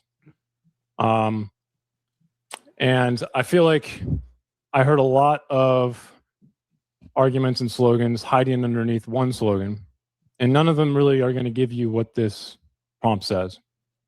So again, atheism can be false without being impossible. And if we slide into a disagreement over the metaphysical impossibility, from disagreement to that, I'd like to see how. Man, why Zherka should really write out his openings like he did with the Andrew Wilson one. I know that one was a little like compact and kind of like lost people, but he should have written it out because he's just responding. Well, maybe he's trying to respond off the he fly has to what Nix is saying. Yeah, maybe he has like a portion that's written and he's just like free balling right now at the beginning or something. So if you see him reading, he's probably reading off his monitor because he uses a program, or Obsidian, which is just like a note. I know what Obsidian is. I Testing. don't know. Thank you. I didn't know what it was for the longest time. So I'm just saying it's probably a mix. He probably jotted down some of the shit he was saying, and he's trying to mix in stuff he's written. If I had to guess, the Andrew one was like, it had some poetry in there. I know people gave him shit for that, but maybe that's the thing. Maybe he took the criticism too hard that we were giving him, because I actually think the Andrew Wilson opener was good. It was just a little like a lot of stuff packed into one. Yeah, maybe he realized it didn't work, because it seems like everything he's saying is like in direct response to what Nick said in his opening. So like, what was his opening going to be? Well, it's also, I mean, I don't know. Well, I guess we could just listen, but also he's we'll never know if we don't listen. Also in the negative, right? So it is his job to argue against the affirmative. Yeah, but not usually in an opening. I don't know. Right, but yeah, last time he was the affirmative, so I don't know. You can make that jump. And then even if logic or morality require grounding, like you mentioned before, that still doesn't show that atheism is unreal. I mean, it just means that whatever you believe in is certainly like presupposed is the only ground, but that still doesn't prove it's unreal. And I think that'll just end my rebuttal there. Terrible opening. Terrible. Okay. All right. Thank you. Okay, for that. I take back all the good will that I gave. So next we're going to get into expand on this argument. Rebuttal. I give Zherka a lot of credit where credit's due, but I think that was not a good opening. I'm being real. I don't think that. I think it's maybe he did have like a very structured opener, and then when he saw what his opponent had, it kind of didn't fit at all. So maybe he had to make it on the fly.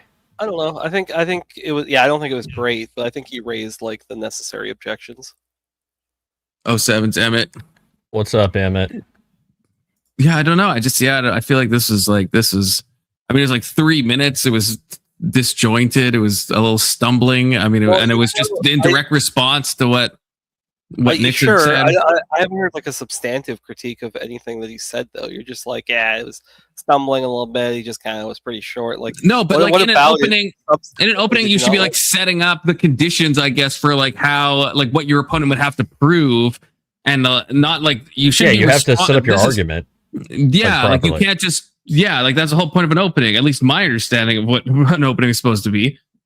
Right. Yeah, like, you can definitely take shots since you're the person going second. But you do need to put forth like a framework of what you're going to be arguing, something, some kind of meat, right? Because I'll tell you what's probably, I haven't seen this. I'll probably tell you what's going to happen when it goes back to Eli. I don't know what he's going to like really go after. He doesn't have really anything to for the rebuttal. Like there's not like much there, so they're probably just going to go to open panel. That's what I predict. Is Searka playing the agnostic role, or is he actually taking the negation and saying atheism is possible? Yeah, that one. That one? Okay. Yeah, I've only seen 5 minutes of this. I would assume that one. But have you seen the whole thing, Testy? No, I saw like probably the latter half of it. So yeah, I don't know exactly how long this thing went, but yeah, Brandon was in chat. Actually, we were both there. We're like, hey, what's up? We dapped each other up in Zerka's chat. You dabbed each other. Huh? But Frazier. This is 5 minutes of unintegrated. Sorry, go ahead. I was just going to say it was a great opener. I'll agree with that. Yeah, it's not good. Not good. Interrupted rebuttal. Go back to writing mud, Searka, if you're listening. If you're listening, you should be joining. So reply directly to their opponent's openings, and then after that, we're gonna get into the full hour. So we're gonna hand the mic back to you, Eli. Whenever you. Oh wait, did you hear that? Did you hear him say? He said, "I think he said I thought that was rebuttal." So he said that Eli has now a chance to rebuttal. I don't think so. Let me go back. I swear I heard Zherka say he was talking. It sounded like he was talking to his chat or something, and then came off mute early. Yeah. But I think that would explain it. I think Zherka might have got. I'll have to ask him if he does join. I think that would explain why this didn't feel like an opener. I think he thought that this was his time to rebuttal the opener, not his. I mean, listen to what he says again. And then after that, we're gonna get into the full hour. So we're gonna hand. Oh yeah, thought it was rebuttal. Yeah. Okay. Oh, holy shit. Okay. Yeah. Okay. Zherka's been redeemed. Okay, it's a confusion. Eli, whenever you're ready for your 5-minute rebuttal, I will start the timer up with your voice. You should know that that's the opener too. Again, talking about he did it like a week ago, so but falsehood. At least it makes sense. I believe atheism is both false and impossible. This is demonstrated from pointing out that immaterial universal concepts cannot come from anything other than an immaterial universal mind. It logically follows, especially through the valid argument of a transcendental argument. This is what needs to be addressed in this debate in order to show that the proposition I'm making is false, especially if I can demonstrate exactly what I'm talking about and demonstrate. So he's just kind of restating his argument. Again, we can take anything like, for example, truth being universal, immaterial, and conceptual. That which is universal must be grounded in the universal. That which is immaterial must be grounded in the immaterial. And that which is conceptual must be grounded. You know what's funny to think is I wonder if Zherka did have an opener then written out that he either now will use during his rebuttal phase, or if he just now like scrapped the whole thing. Like I wonder if he actually did have a strong opener, but now he just can't use it because he said the rebuttal during the opener. In a mind definitionally. So you could disagree with that, with the universality that makes truth impossible. You could disagree with the immateriality, but I don't think you can pick up truth and hand it to me or step into a puddle of truth. And again, you could disagree that concepts come from minds, but again, you would be violating the definition of the concept, or you would be going with a different definition of the of concept being an idea. You would have to show me an idea that doesn't come from a mind. So this is where I'm actually showing metaphysically, you're correct, that would be the category of the metaphysical possibility of universal immaterial conceptual categories in an atheist paradigm. If that can be demonstrated to be possible without a universal immaterial mind, Kirk, then your I mic guess is giving me that literal would be cancer. that would be the job of the atheist to do. But through my demonstration, it clearly is not possible. You would have to deny the ontological status that I just proposed. And in doing so, I can demonstrate, and I do argue, that you've now made the things in question impossible. I've got 3 minutes left. I'm not saying he committed this necessarily, but it was dancing around it. I've been a fan of Jay Dyer's for a long time. I read a lot of the things he recommends his audience to read, but we dance around a genetic fallacy there, talking about that the argument comes from one person. This is an argument that's also made by Dr. Greg Bahnsen, Van Til, even Aristotle, while not for the same type of theism or even any already type did, of, Big Soda. Thank you for the $2, right? But he made a transcendental argument in his Kirk, you're works muted. as well, so it is a historical. Oh wait, no, I thought that was argument. K2. Yeah, and I Kirk just is would still like muted. the premises addressed. I'm sure my opponent will do that. Kirkenstein. All right, thank you. I'll concede the time. All right, thank you very much for that rebuttal. And with that, we're going to hand the mic back over to Searka. Searka, whenever you're ready for your 5-minute uninterrupted rebuttal, I'll start that timer up with your voice. Yeah, so the name I forgot, actually, when you said it, it reminded me of him. Van Til is where Jay Dyer gets most of his work from, as well as Frame, Bahnsen, and Calvin, right? Now, transcendental arguments are kind of his thing for the most part, and I just want to make this clear right now that this is still going to have to prove for the necessary condition X, correct? Is going to have to be able to prove necessity, uniqueness, and public accessibility. So, in my opinion, standard accounts of transcendental arguments do not, just give you those for free just by presupposing them. And I know you're saying that you've kind of already tried to address that, but the point is that I don't actually accept that presupposition, and it is a proof for you if you do. Now, I think what I probably want to ask is something like, are you making a public argument I could assess without first granting that theology? Or are you making an internal Christian claim? And then something else I think I kind of saw in there was that I feel like, again, this doesn't really mean much. I heard immaterial concepts can only equal or come out of an immaterial mind. And then I heard immediately after that this is obvious by logic. So I'd like to. I'm a little worried that Zherka's out of his depth here. He seems a lot more confident in the fascist debate with Wilson. Well, I'm not sure though. I don't know what his background is. I've never talked really with Zherka, I don't think, ever about philosophy. Do you object to anything he said so far? Yeah, well, I just don't.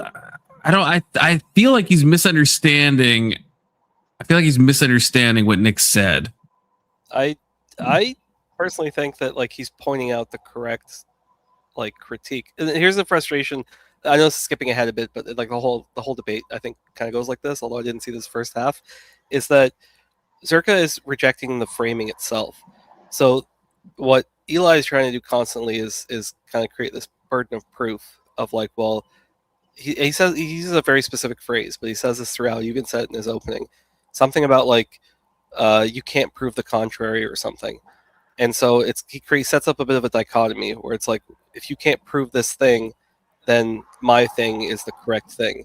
And what Zherka is kind of the angle that he takes, and the reason why he might seem Weasley, maybe he is a bit because he bites bullets later, but he's rejecting the framing of the argument, because he even said, you're presupposing, do I have to accept the presupposition of X or whatever, right? I guess, yeah. I don't know. I don't know what he specifically means. But most of the precept for tag, at least in the beginning steps, is just basically laws of logic and metaphysical concepts. So, well, it's kind of what he said. If you're going to reject that, then you have a problem.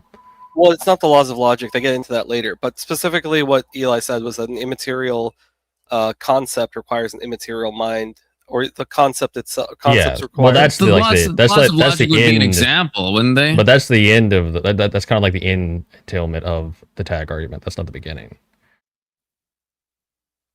You have to start with that.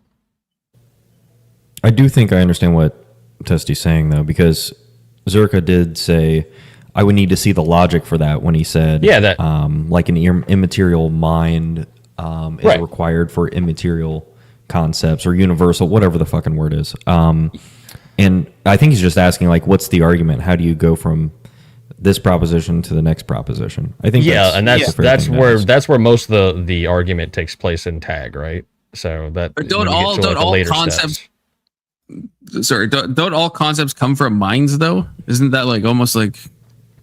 No, it sounds like debated.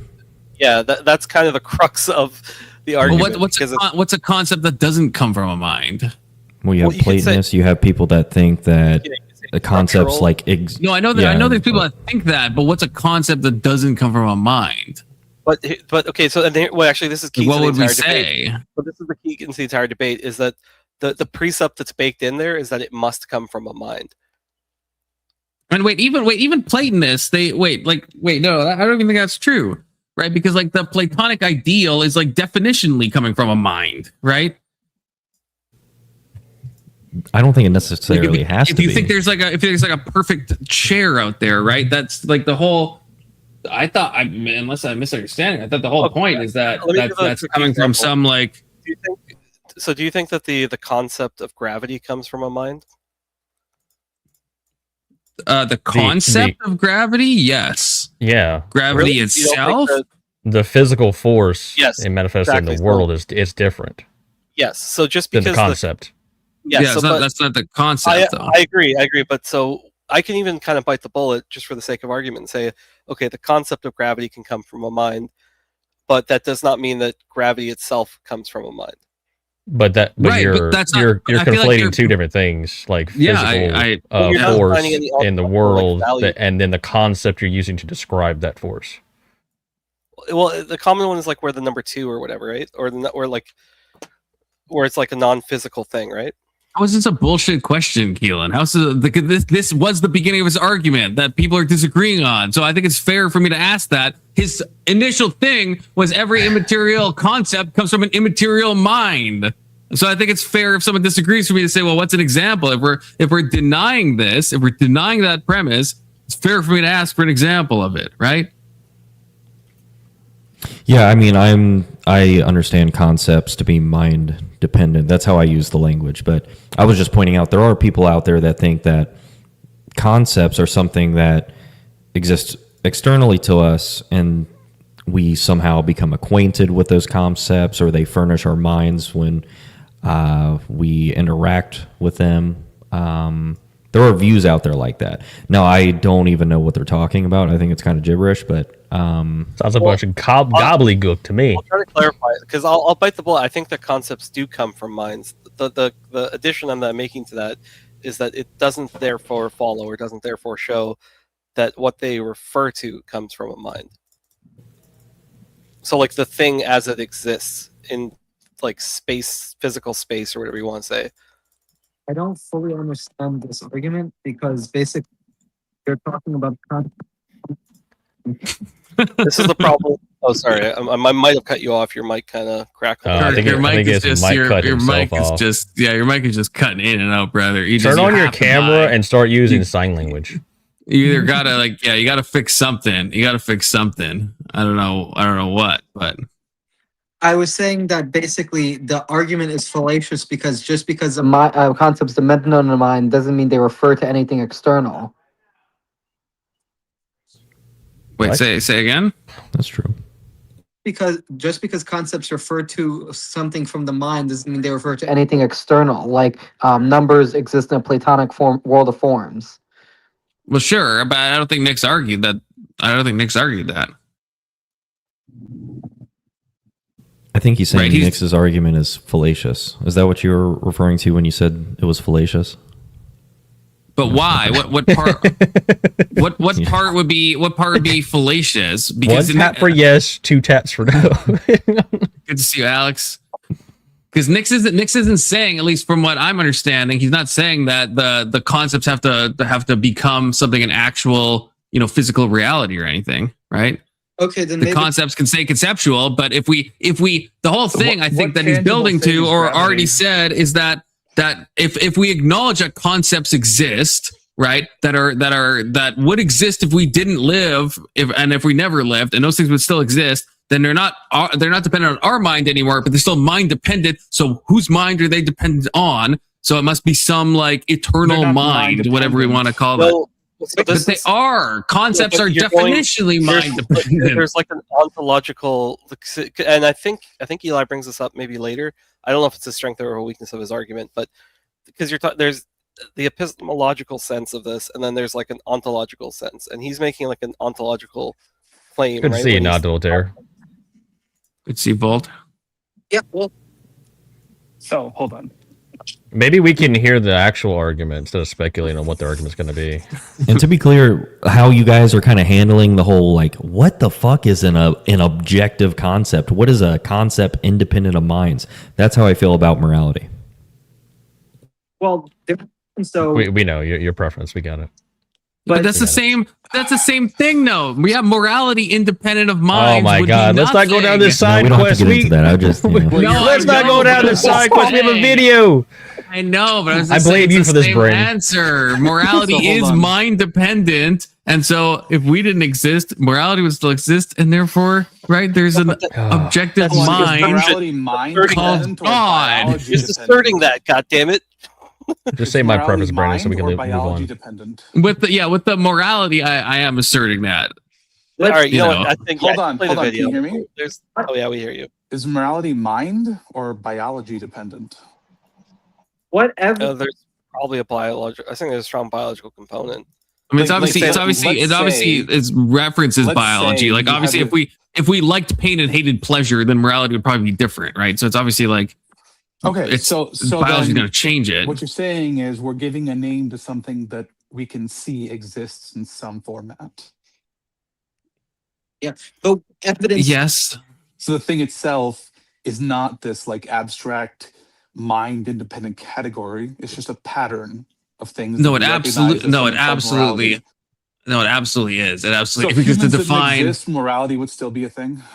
This is physically debated. Sorry, moral in a universe without humans. Well, I mean, you need moral agents to do moral actions, And who but I don't think that means moral agents.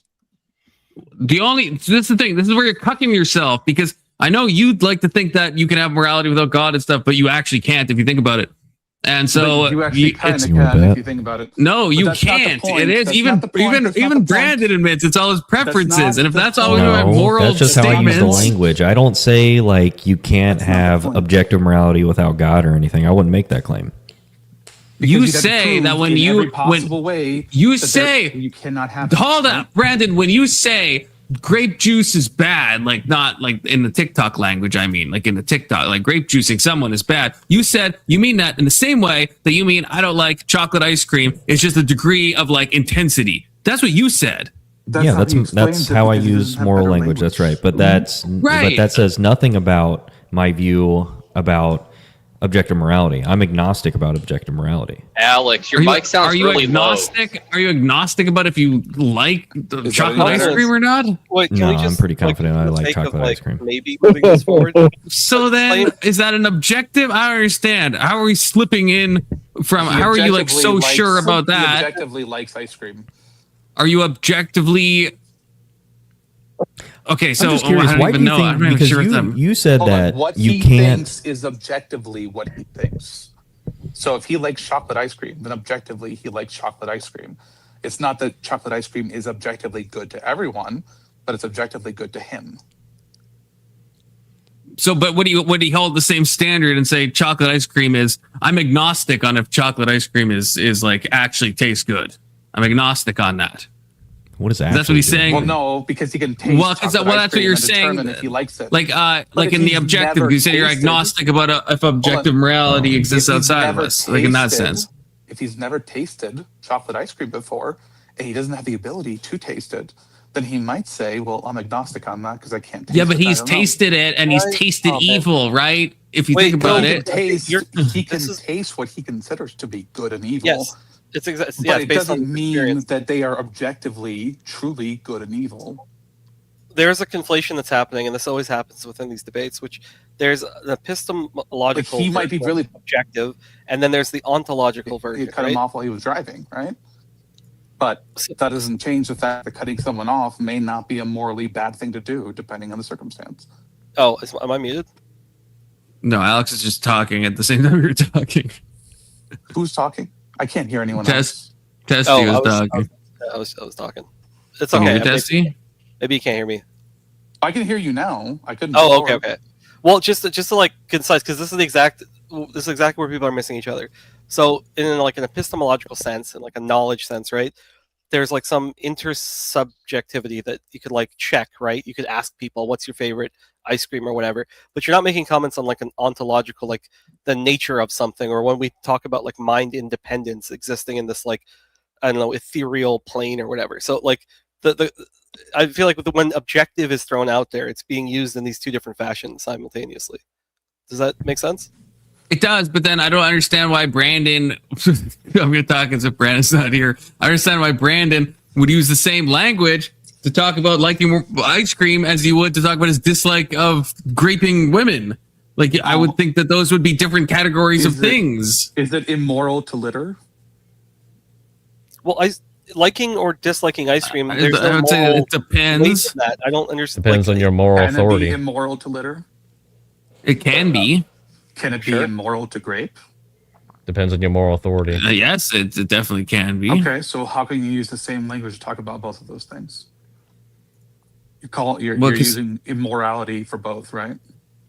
Right, but those. I realize I don't really. But he's using he's just changing. I know, but that's like a category. Those are like different categories. That's the thing. And even Brandon, I think, acknowledges on some level because he's obviously not agnostic on if ice cream objectively tastes good. He would probably say ice cream does not objectively taste good. Tastes good to some people, doesn't taste good to other people. I wouldn't say that's false. I would say I don't even know what that means, just like I do with morality. What does it mean for something to objectively taste good? I don't know what that means. But you don't know. I don't really get how you don't know what that means. But then how are you agnostic on it? It's a personal thing, right? No, that's not have an intuition on that? that's Okay, true. is my mic working Actually, that's a now? good point, Confluence. Can you hear me now? Yes. Yeah, in the moment. Sorry, what was that? And yeah, we hear you. Yes. Okay, good, because I got some earbuds, so I hope this works. I think basically there is objective morality. Way better. But it is in a sense. So I'm kind of like I think it's divine command theory. It's called, but basically I think morality depends on the will of God. I thought you were into Kant. Yeah, you bring up Kant all the time.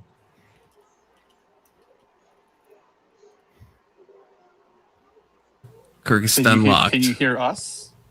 I don't know. Kirk is absolutely stun locked. Tap one like for that. yes, two for no. Yeah, I don't think. We've been talking about bro getting headphones for like 2 streams, and he's like, "Oh, I just found some probably didn't headphones." change Like the audio input to his earbuds, or the output maybe. Yeah, this is a good thing because now basically my mic is working. I also don't even think Searka is an atheist. I think he's agnostic. Yeah, and he also said he's a bad agnostic, just like Testy's a bad atheist. Well, he also, I'm not even close to atheist, but like but Searka also, he says later on that I think he does believe in like some level of objective morality. He just doesn't ground it in like it's the divinity or whatever. He said he leans that direction. I don't think it's a hard stance. I hate people that do that. Just stand 10 toes down on nihilism and just say you can grape anyone you want. And it's all Gucci. So hold on. Just fucking say that. Clear, You should do that with divine command agnostic, theory. you have to believe that atheism is possible. Right? You have to, otherwise you can't be agnostic. Oh, I'm sorry. Say that again, Alex. To be agnostic, you must believe that atheism is possible. Yeah. Well, I mean, in terms of the prompt of this debate, I absolutely believe that a lack of belief is possible. That seems Well, like no, I'm just saying. Well, the argument Even if about he's not an atheism atheist being himself- impossible is that basically, if you define atheism as lack of belief in God, and if you define God as the highest value in a hierarchy of values, then you can say everyone has the highest value, so everyone believes in God. Well, there's also different ways to equivocate be using that. Yeah, I don't think he's going to be also using different. There's also different levels of atheism, right? Like some of them take like strong atheism is basically declaring there is no God. Yeah, which is a negative claim, but it's also like there is some burden of proof if you're asserting that, right? As opposed to just it's a lack of belief. It's like a yeah. If you're making an Your mom's assertion, screaming. there's a certain burden of proof to make that Yes. declarative statement. Whereas But like it's just agnostic, Yeah. I would say agnostic more fits the description what you were talking about, just lack of belief. No, Well, if you say but- well, sorry, I know this is very pedantic and a little bit gay for lack of a better term, but agnostic is saying I don't know. So you're talking about like it's your claim on knowledge, whereas Right, atheism but would be a claim on belief. Definitionally, that would require a lack of faith, correct? A lack of faith, sure, but I'm saying Okay, one is yeah. a Lack of knowledge claim, one is certainty a and faith. belief claim. So those are different. You have to have Right. a lack of certainty in faith. Well, right? there's You can have semantic some- overload with you can have agnostic too, some though. amount of faith and be agnostic, but because That's you why I said lack. any certainty in Yeah. faith. Sure. in- For the purpose of the conversation, I don't want to get too autistic, but yeah, I can accept that at face value. On back to the video. Okay, we're making Thank headway. God. What he means by and, that. and Confluence, Okay. you never read the fucking thing I sent you. And whether or not like there's an induction. No, I got home and I immediately just made No, the. I sent it to you after you started the stream. Oh well, yeah, it's hard for me to read DMs during a stream. I said it in chat too. It's well, You got to And super I chat tagged your them, name in telling it. them to read Discord. I can't. That's super the chat on only my phone. way. I can't super chat. That's on what my phone K2 anymore for does some to get me stupid to read his stuff. It's fine. I was gonna say it's anti-Semitic stuff, but it's not all anti-Semitic. To be fair, it's just Requiring 90%. for robust grounding in It's that, or is it 90%. just presupposing the grounding again? And then I think when it comes to a little bit of the errors, I also heard. Sorry, I'm trying to remember this a little bit, but I heard a little bit of a modal error there in the beginning, and then I think this is still a little bit of a category error. But my main questions I just want to hear would probably be how you can just assume that there's an obvious logic happening in the fact that an immaterial concept is just That's actually true. only That's true. capable from an Actually immaterial true. mind, and if that means that you are just presupposing a theoretical framework on it, and then Did you not take it out of the box? It's still in the box. if you say I You can't son of justify a- logic, okay, are you grounding this in something, or is that the grounding argument itself? Is that a proof that atheism is still unreal, like the prompt says, or are we just trying to prove falsity? And I think I'll end my time there. All right. Thank you for that rebuttal. And that is going to Room for you on the wrap panel, up Keelan, if you the think about it. rebuttal round.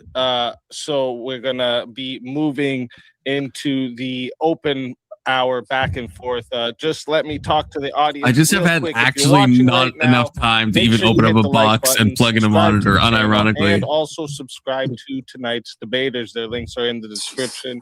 We host all kinds of debates here on Swords of Reasons: politics, culture, ethics, internet. I love you, speakeasy, but skip. So you may not want to thank the arena. I'll start With my concepts, with your voice. Yeah, I'll start. So with my argument, the transcendental categories, do you disagree that they are immaterial universal concepts? I don't think so. No, that would be So what? It would be immaterial. Yeah.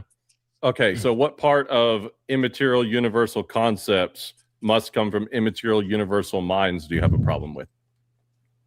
Not so much that part. It's more about the statement that it obviously follows using logic. So, are you aware of what deduction is versus abduction, and then transcendental when it comes to arguments? Maybe Well, not as well as you do. I mean, one of the but problems I'm- with but I'm Searka demonstrating is, through the I metaphor. I wonder when how it he comes would to transcendental. justify transcendent. If naturalism is true and we're a result of evolution, how would our brains evolve to understand immaterial concepts if we're solely material? Unless he's not a materialist. I don't know what Zherka is. I don't think he makes a materialist argument or a naturalistic argument, but I'm not 100%. It's true. I mean, I've heard that argument.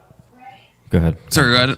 Oh shit. Okay. Well. Okay. I was gonna say I heard that a similar argument to what you're saying. I don't know if it's like super valid or not, but like valid in a colloquial sense. But people saying that like, why would we? I think I heard this from Alex O'Connor at one point that like when people say that if we're evolved, then why would we assume that we're obviously not evolved to like find truth? We're evolved to like survive, and that's why we have a bunch of like cognitive biases and like other issues. So then why would we think we can trust any of our faculties to get truth at all? So if we accept evolution and is not guided by God, then how can we even enter into this like philosophical landscape at all? Because we weren't evolved to even do that. So why would we think that our own mind isn't just being deceptive at all times? Why do we think we can even approach truth claims?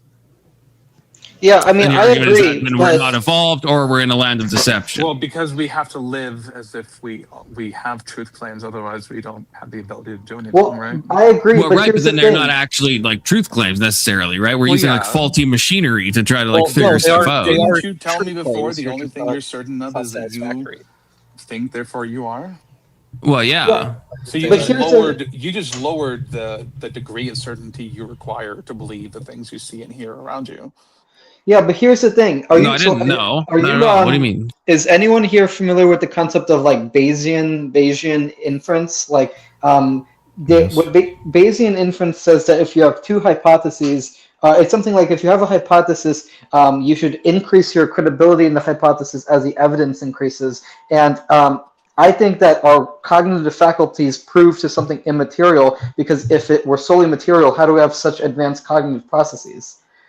Well, that to me is working a little bit backwards, because, like, I guess when we talk about like how we, I guess, gain information about the external world, these are slowly done in physical terms. Like, we cannot study the immaterial because it's immaterial, right? I mean, why can't we study the immaterial using logic? Well, but then you can make I could make Kant's argument and say that that's like a product of cognition, right?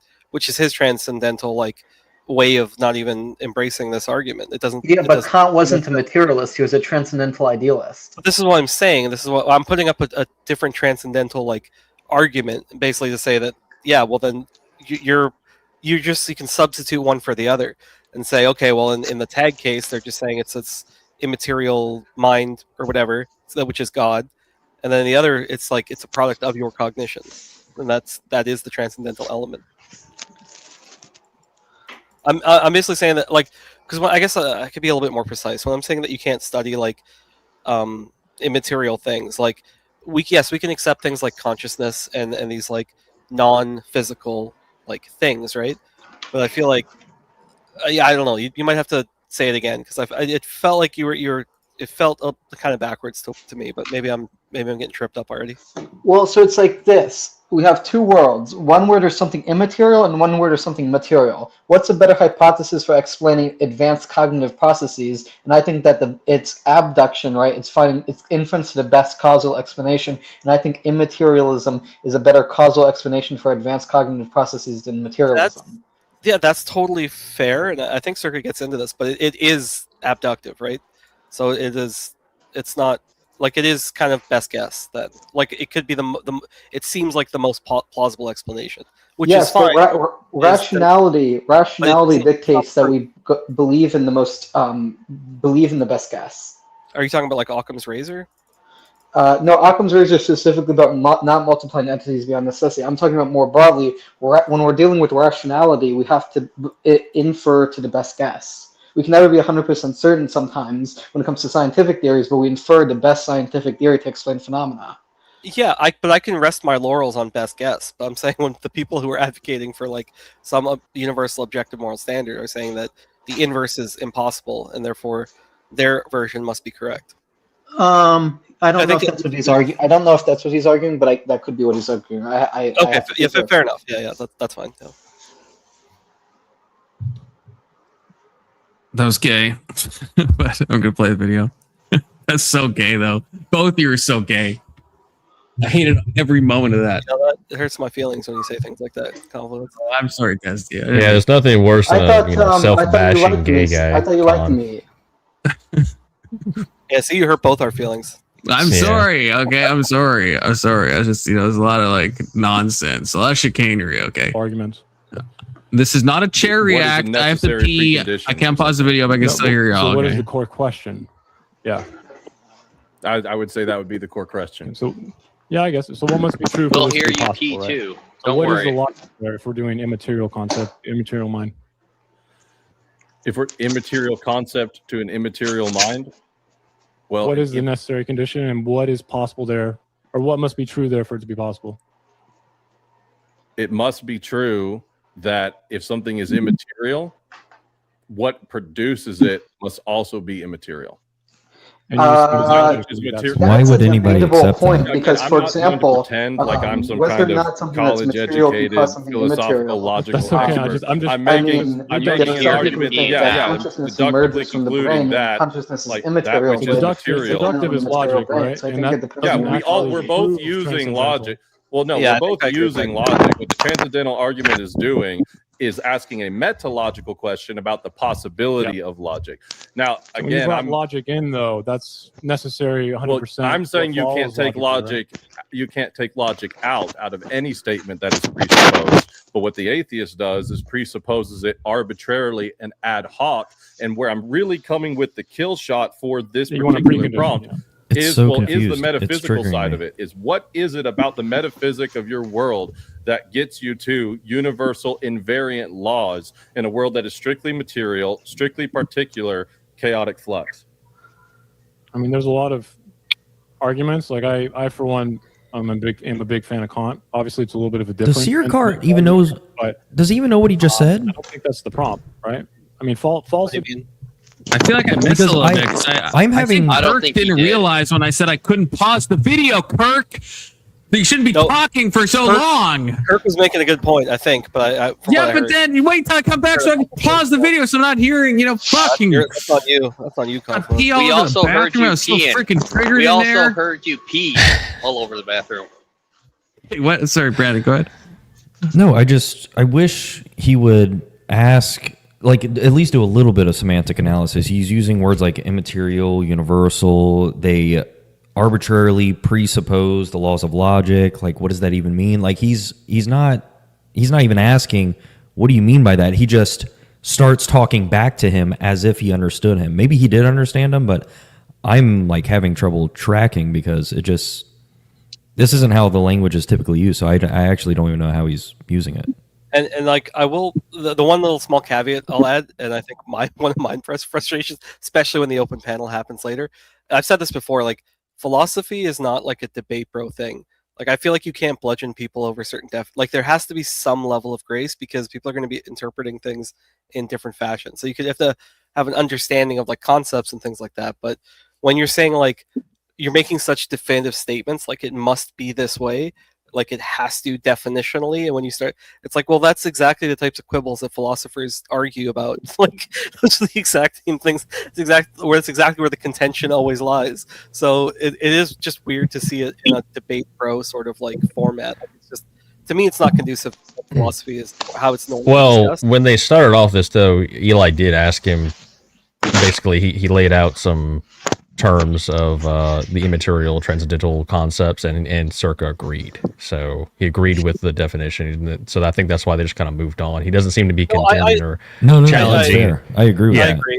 He doesn't seem to be like challenging it directly, and I agree with you. Even just from a debate structure, whatever side, it would be good to go into what do you mean by these things? What do you mean by this word you're using? What does it mean to you? So we're not like talking past each other at least for that. Yeah, that's totally fair. Yeah, I mean, one of the problems here is also I don't think that this other guy, what's the name of the guy who's debating Searka? Eli. Eli, I don't think Eli knows much about post like Aquinas philosophy. Like I think he's like one of these guys who like reads Aquinas and thinks that's Why would the end that of matter philosophy. if he's asking Searka for his definition?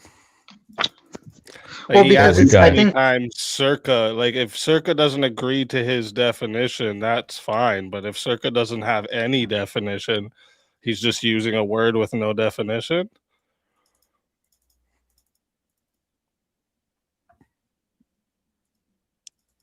Nothing to say to that. All right, boys. Good talk. Yeah, good talk. Yeah, we just got done saying that Eli had asked him if he agreed with the transcendental concepts, and then Searkar agreed. So that's why they're not really having a back and forth on definitions. I was just going to say, I don't know. I'm not necessarily defending Searka, but I think if you're going to talk about philosophy, it's important to know philosophy, like some of the ideas in the history of philosophy, like where does logic come from, and like what are the various transcendental arguments, not just. So, like the greatest philosophers we know today, did they all like just like know philosophy and like read up on it to like become the greatest philosophers, or a lot of them, yeah. Is that how that works? A lot of philosophers build on previous philosophers' work, right? Okay, so let's keep going back. Sure. Is there not a time where a philosopher didn't grow off another philosopher? Yeah, sure. I mean, of course, and by even definition, philosophers, even modern philosophers, don't all grow off of other philosophers. Well, look, I agree. You can have completely novel concepts. Be right when back. When using terms that have been contextualized and recontextualized by previous philosophers, that's why like distinctions are important. Otherwise, you get into like a private language thing where somebody's going to use a term in a completely novel way and not really have a context for how it's been used previously. Well, yeah, I can agree with that, but if someone's like clearly stating how they're using it, but then the other side won't, that's the barrier, right? Like you can't come, like the semantics here are important because they can't have a conversation without talking past each other if one has no definition and one has a strict definition. Yeah, I tend to agree. I think the comment that Mo and even Brand says that's kind of what we would have liked to have seen a little bit, is that they, rather than just throwing something back, like kind of ask for these clarifications as they go, because I think, as you said, the semantics and the definitions do but matter. you know, by this word, you know what's more important than all of that, guys? Wait, you know what's more important than all of that? What? There's a place in France where the naked ladies dance. There's a hole in the wall where the men can see it all. Hell yeah, dude.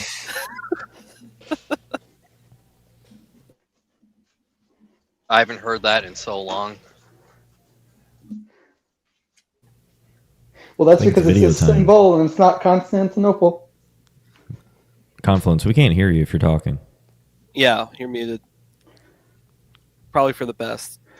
Confluence is doing a Kirk right now, and I'm doing a Confluence.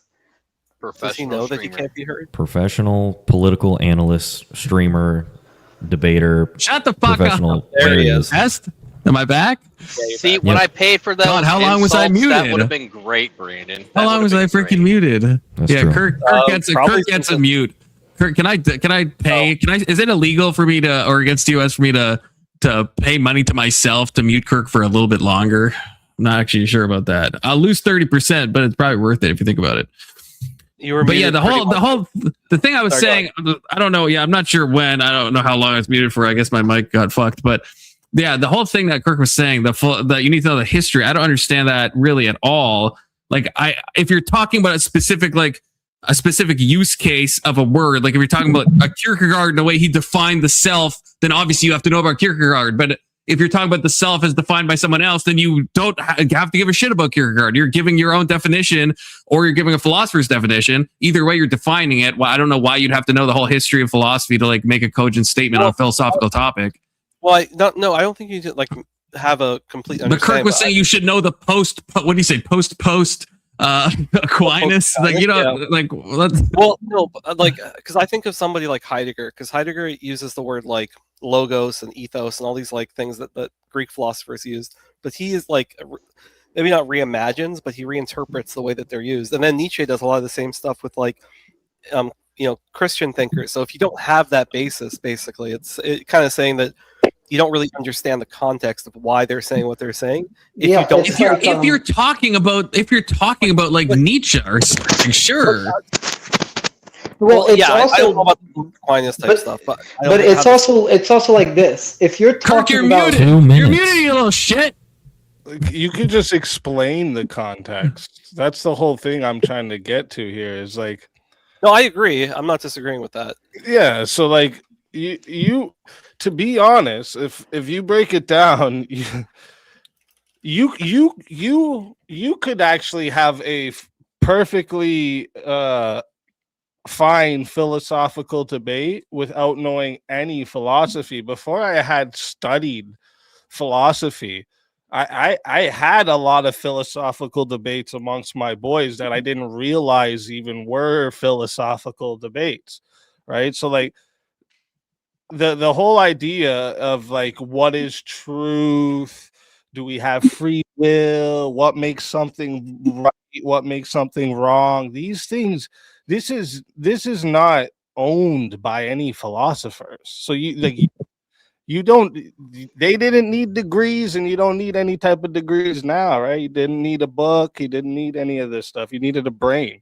That's what philosophy is about, your brain. Yeah, I don't think we need like a philosophical lexicon to have these discussions. If we're being logical and defining our terms, I think it's fine. I do think, and I don't know if you noticed this in real time, Speakeasy, or not, but this is my theory, because we heard Zherka in his after his opener is like talking to his chat, it seems, and then he unmutes and he says, "Oh, I thought that was the rebuttal." So it seems like he had an opener prepared, but then he got confused and gave his rebuttal during the opener, and that's why his opener is so weak. So maybe in his opener, he would have tried to like give his own arguments and define things how he wanted them defined. I'm not really sure, because it seems like he like missed that. That's possible. And No, if that ever, if that is the case, and if anyone that ever happens with in the future, just say something, bro. It's nothing to be like, oh shit, okay. Well, he was muted. That up. Yeah, he was muted. He was talking to his own stream, and then he unmuted very briefly, and he said, "I thought that was the rebuttal or something." So that's why his opener was like 3 minutes, because I think he thought that he was doing a rebuttal. It's his own error. Just real quick, Confluence, how long do you want me muted for? You're free now, Kirk. I was just nervous to unmute you if you're going to say some chicanery. I just wanted to say that I think that it's complicated, because I think philosophy, like any subject matter, there's a history of ideas. Like in physics, you learn about Newton, and then you learn about Einstein, and then you learn about quantum. And I think the same thing is with philosophy. You don't start off with advanced philosophical concepts before you understand the basic laws of logic and the basic history of it. But that's just my opinion. I guess, learning the basics before the more advanced stuff is one thing, but learning the history to know all that other stuff, I don't know why that would necessarily be relevant. Right, like science is like I don't think philosophy like is something you study first. This is the problem. It's something you've already been doing every time you open your mouth about something that you consider as truth. That's what you're doing. Is you're doing philosophy. That's the whole idea. If reading philosophers doesn't like give you some like more authority on philosophy. It just doesn't. That's not what TikTok told me. It just shows how much better you could be doing it, I guess. I mean, I would disagree, but anyway, it's not really productive to debate about this, so we can move on. Well, I just don't know why you disagree. That's all.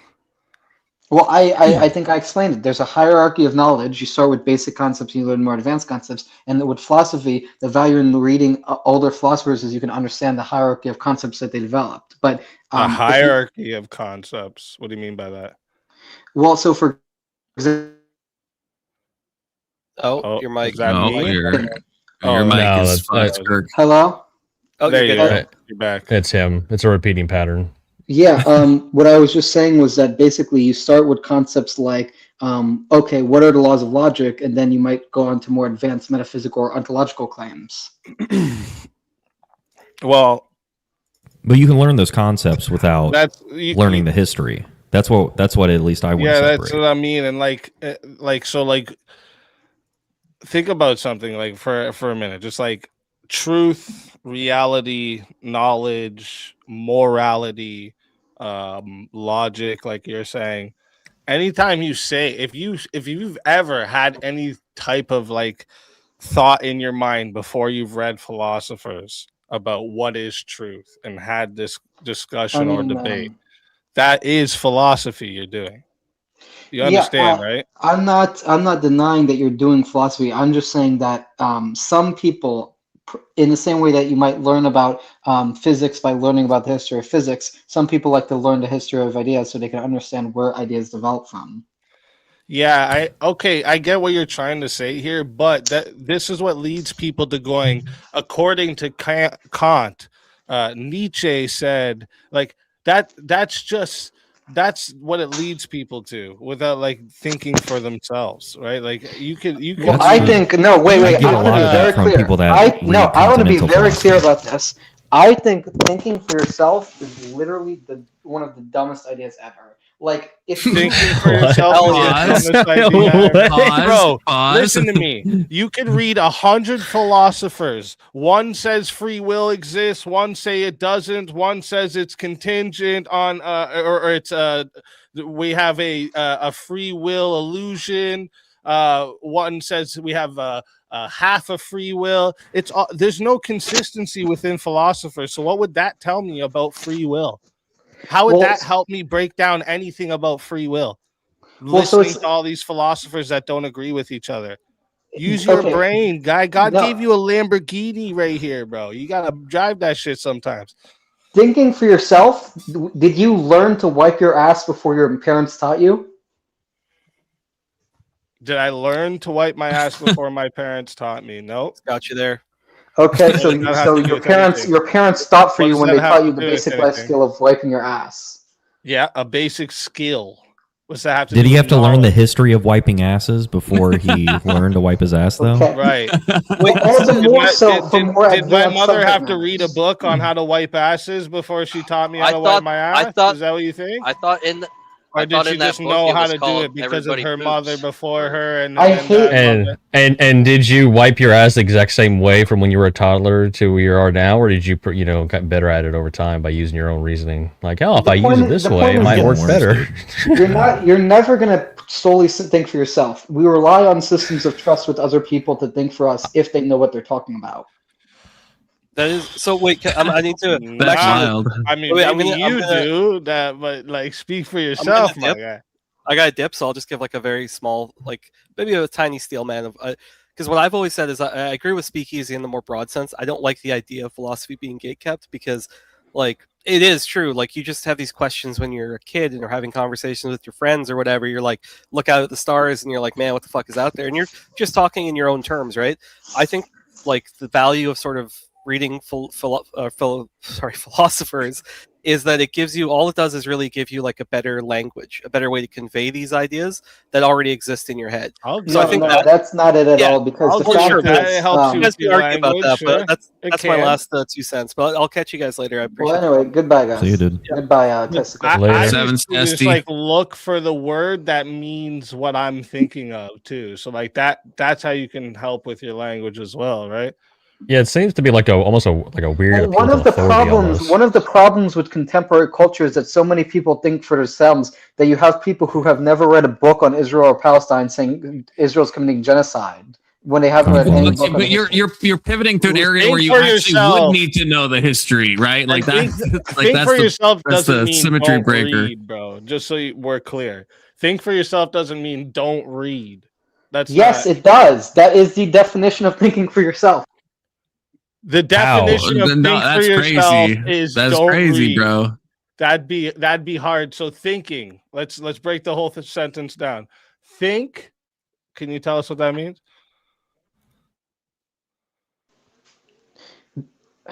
I'm trying to think.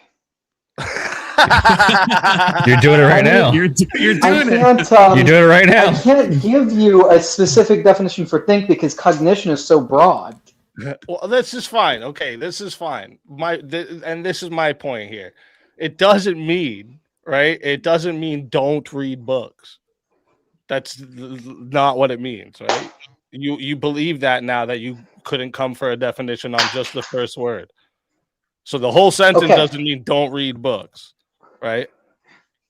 Think for yourself. When most you people can read a multitude of books and think about the content that you are consuming and break it down logically if this makes sense, if this reflects to reality, if you've had experience of this kind. Like, you can think for yourself. That's what we do every day. When we make a choice, right? We usually think on usually people will think on like the outcome of the choice they're making and the possible outcomes. Okay. That's usually what people do. They like weigh the risks of their choices. How do you do that? You think for yourself, bro. It doesn't mean don't educate yourself. I would never tell somebody, yeah, just don't ever educate yourself, bro. To some extent. You're taking in other people's ideas. Right, but like I can read like Derrida. I don't like Derrida. I can read him and I can like analyze his thoughts and then come to my own conclusion about what he said. So yeah, there is like an aspect where to truly, I think, understand a book, you want to kind of like try to like go with it and be like, okay, I'm going to put myself in this guy's mind. But then at the end, you kind of remove yourself, right? And now you're like analyzing it and thinking, okay, like what was this? You know, is this now you're in the thinking for yourself? You're analyzing the ideas, right? Like I get what you're saying that you are to some extent taking on someone else's ideas if you're reading something honestly and trying to understand it. But that doesn't mean, yeah, at the end you're just like, well, I uncritically accept whatever the latest book I read, you know, told me to think. Like, maybe, and I don't think you mean that either. So I feel like I don't know if we're just talking past each other. Maybe and listen, I'm just thinking about this too. I was just thinking about this too.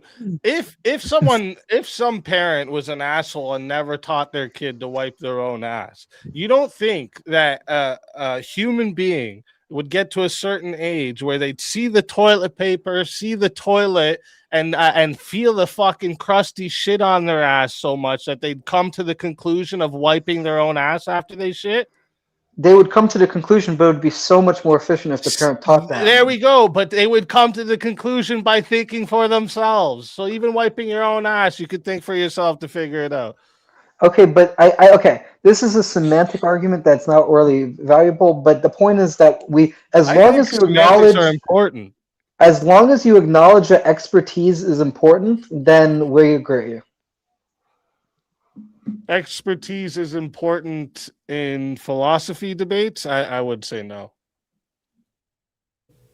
Yeah, I think out of almost all the areas, and I like philosophy, but I think the expertise is probably the least important in philosophy. Like, because you're comparing to stuff like physics and then Israel Palestine, and I mean both of those things. Yeah, you obviously you have to know like subject matter stuff to talk about those things cogently. But with like philosophy, as I think we all acknowledge, right? You can do philosophy and you can gain a lot from it without knowing any of the fancy terms or without reading any of the fancy books, right? And yeah, you might get better language or hear better arguments or nuance your thoughts more. But you can still like start with like nothing and still like do philosophy. You can't really do Israel Palestine if you don't know anything about Israel Palestine, right? You can't do physics if you know nothing about physics, you know. Then I suppose the fundamental disagreement I have is that I don't think philosophy is just thinking about big questions. I think there is a specific tradition of thought that constitutes philosophy. But in any event, it's a kind of a meta point, and I don't really want to continue having this conversation. W. It's all right to admit you're wrong sometimes, but it's okay. I admit I'm wrong when I'm wrong, so it's okay. I'm not acknowledging I'm wrong. I'm just saying it's not worth the argument. Bro, Speakeasy's rage baiting Kirk right now.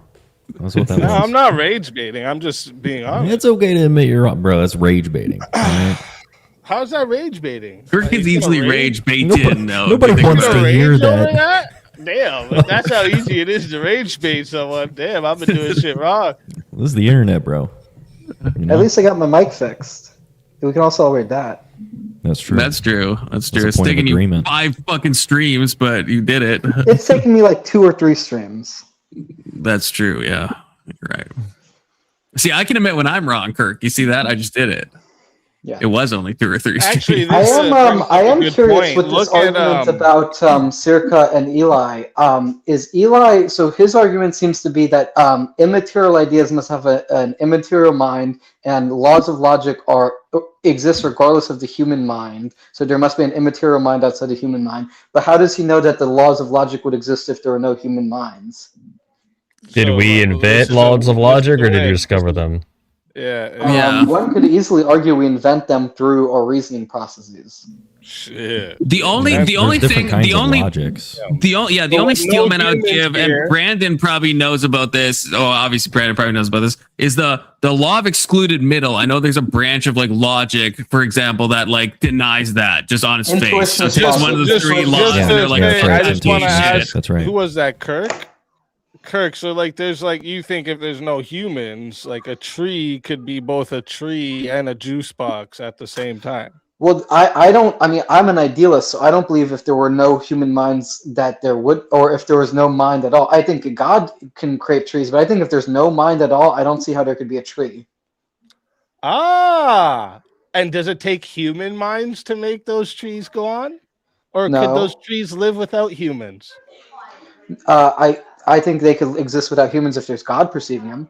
That's right. Thank but you. The question is, is there a God, and that is an open question. Wait, perceiving them. I think you just snuck something in there. Did you say perceiving them at the end there?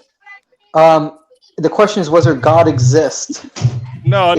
What you just said there. Perceiving. You said perceiving. So you think that the material world doesn't exist if there's no humans to perceive it? No, I think if there's no mind to perceive it, there's no material world. But there could be a non-human mind. Wait a minute.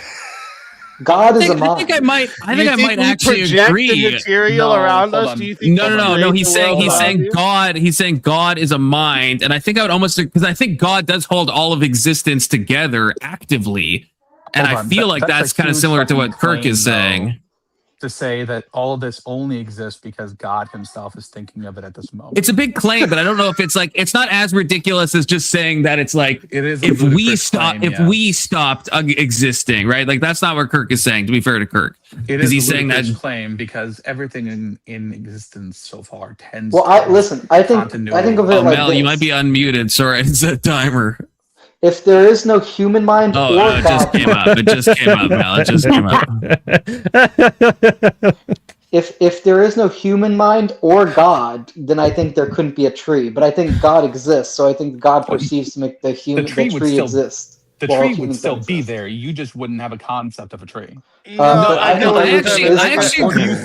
think the material world ceases to exist entirely? He's answering a different question, is what's going on. So that I'm asking. I know. I just want to know: do you think the material world ceases to exist entirely, or do you think that it's just no longer what it is? That's why, like, this is what Eli's argument, right? Is that the laws of logic, right, are universal concepts. A concept comes from a mind, right? So for this to exist universally, it can't come from a particular mind. It would have to come from a universal mind, right? And that's where he tries to get Searka to, because the way the tag argument goes is you have to get to the universal mind and then get to the Christian God from there, right? A lot of people try to jump straight from the right through to the Christian God, but then everybody gets caught up in like scripture and stuff here. You have to do that part after, or else you'll never get to that part. Why does a concept need a universal mind? Well, what a universal concept. How can you have what is universal existence without concept? Just hold on. Existence is a concept. Citing the laws of logic, right? Is that something that we're discovering or something we're manufacturing? Wait, but I want to know if Alex first. Hold on, Kirk. So when we came up with this universal law of logic, we didn't like create it. We just realized something that was already there. So why is that a concept that has to exist within a universal mind for it to just be the case? Is it a concept? We created a concept to give it shape because we need a way to speak about it, right? Right, but would that concept exist without your mind? The concept itself would not exist, but the thing itself that our concept is mirroring would. The thing we discovered would exist regardless of whether we were here to name it or not. We just named it the laws of logic. Right, and regardless if it had a different name, it would still exist.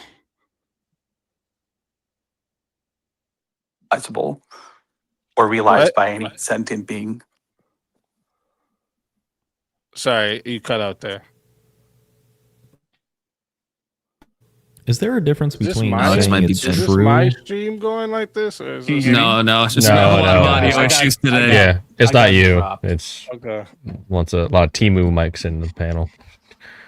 No, my phone likes to drop my Bluetooth intermittently for some stupid reason. A lot of Wi-Fi, a lot Yeah. of McDonald's Wi-Fi in the panel. Yeah, that's what happens. Yes. But yeah, my point is, the law of logic is just a name we gave to something that already existed. We're not giving it meaning. The meaning is there. We're just discovering the meaning. Right, that's what Nix would say too, right? Yeah, So why does that need a that's the universal point. mind? Well, if he's What? saying it's true independent of anybody's mind, right? It's not a universal concept. At least with what, if I'm understanding Alex right, it would just be some sort of universal truth, not a concept. What Yeah, is it's true? a universal truth that we Well, that's a different question. manufactured a concept to represent it. Wait, say Right, that but again? it's like Alex. Sorry, I didn't. Yes, I agree with what Brendan just said. Who the hell's thing Brendan? itself exists whether. Oh, Can you hear me? Brandon. Brandon, yeah. The thing itself exists whether we're here to perceive it or not. We're just giving it a name, and that name may not exist, but it doesn't change the thing itself. Right. Yes, they're eternal. Well, We're not. The question isn't when they existed, right? It's the what kind of thing they are and what grounds them.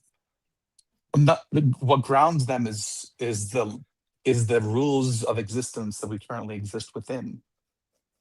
The rules of existence. Okay, Right, whatever but that's you want to that's call an them. Listen, immaterial this is fine. concept, right? You've already so gravity. that's Does fine. gravity So now exist? you've already committed to, Hold just on. so you know, Does- you've already does committed gravity to exist without an eternal, independent mind? unchanging, right? Eternal, unchanging, universal, and non-physical, right? Well, no, it's rooted in the physical. What? It's rooted within the physical. When you say that, I want to know exactly what you mean. When you say A, hold on, A can never be not A. You're Yes. referring to an object. We can extract that to other things, but you're just referring to an object. You're saying a rock can never be not a rock. Okay, so logic depends on the physical world. But it's based on the No, understanding of the physical world. You don't get to sneak in different language. Does logic depend on the physical world? If the physical world didn't exist, there would be nothing. There'd be no logic. Correct. So if the physical world were different, logic would be different. When you say the physical world, you're just talking about the Earth itself, or all of physics. Yeah, the physical world. Logic would be different. Which one are you talking about? Like the whole universe, physical world, obviously, yes. not just like planet Earth. Yeah, if gravity made things go up instead of down, we wouldn't say that gravity. That's not a is logic thing, though, right? That's not a logic You know what thing. logic is? Yeah, if a plant. I'm asking you. Listen to me. Yeah. You say the laws of logic depends on the physical world. So if the physical world right now were different, logic would be different. Can you conceive of a physical world that would be different enough the logic would not be the same? Can you? Yeah. I can't. Oh, yeah? So contradictions could be true in another universe? Yes, of course. It'd be contradictions to us, but it wouldn't be contradictions to that universe. Oh, so your argument. Okay, It's many worlds. So logic doesn't depend on the physical world. That's not. Which that's means not it's not rooted in the physical. That's not what I said at all. Say it again. What I'm saying is the rules of logic or the understanding of the universe as we know it right now is because we live in the universe as it is. If the universe were different, we would have a different understanding of it. So, let me just. So 2 plus of logic. But that's not the same as logic being different, because logic is not just a different state of the universe. Logic is how we categorize things axiomatically. I love how you went to it's universal to it's not universal. I didn't go to anything saying anything is not universal. Yes, you did. What did I say? It's not universal. If contradictions could be true in another universe, then that means logic can change. Then it's not universal. So Well, no, then that means your universal within argument the isn't universe, when universally you say binding universal, anymore. and you use the word universe, you're talking about a pocket of existence. Wait, I don't think that's what people mean when they say universal. I don't think they just mean within our physical universe. Universal means always. It's always this way. Can't be another way. That's what it means. Then no, nothing is universal. Nothing is universal. Yeah, I guess if that's the way you want to say universal. That's if crazy, you're saying Alex. The universe could hold on. If you're saying That's the universe crazy. could not exist in any other way, then nothing is universal. In a way where like A equals couldn't. not A, I don't Could think it it exist? can.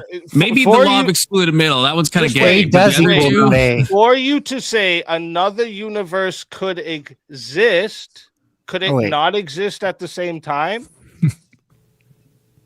It would be a different universe. I don't know. I don't have Wait, a concept. what do you for mean you don't what- know? I don't know what a. Could I don't have a something concept. exist and not exist at the Okay, same what time? is nothingness?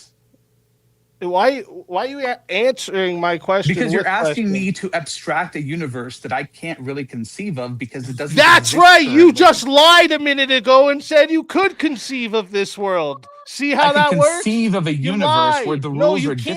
different. Then tell us how that works. I just Draw told us you a if picture gravity of a fell up universe instead of that down. exists and doesn't exist at the same time. Go ahead. Yeah, it said if gravity went That's up not a instead of logic down, thing, Alex. That's exactly what you gave before. That's nothing to do. Can you? It sounds like you can maybe conceive of it being possible that there could be a universe in which logic is different, but you can't actually conceive of what that could possibly look like at all. Because funding to gravity there's a makes lot no of things I can't sense. conceive of.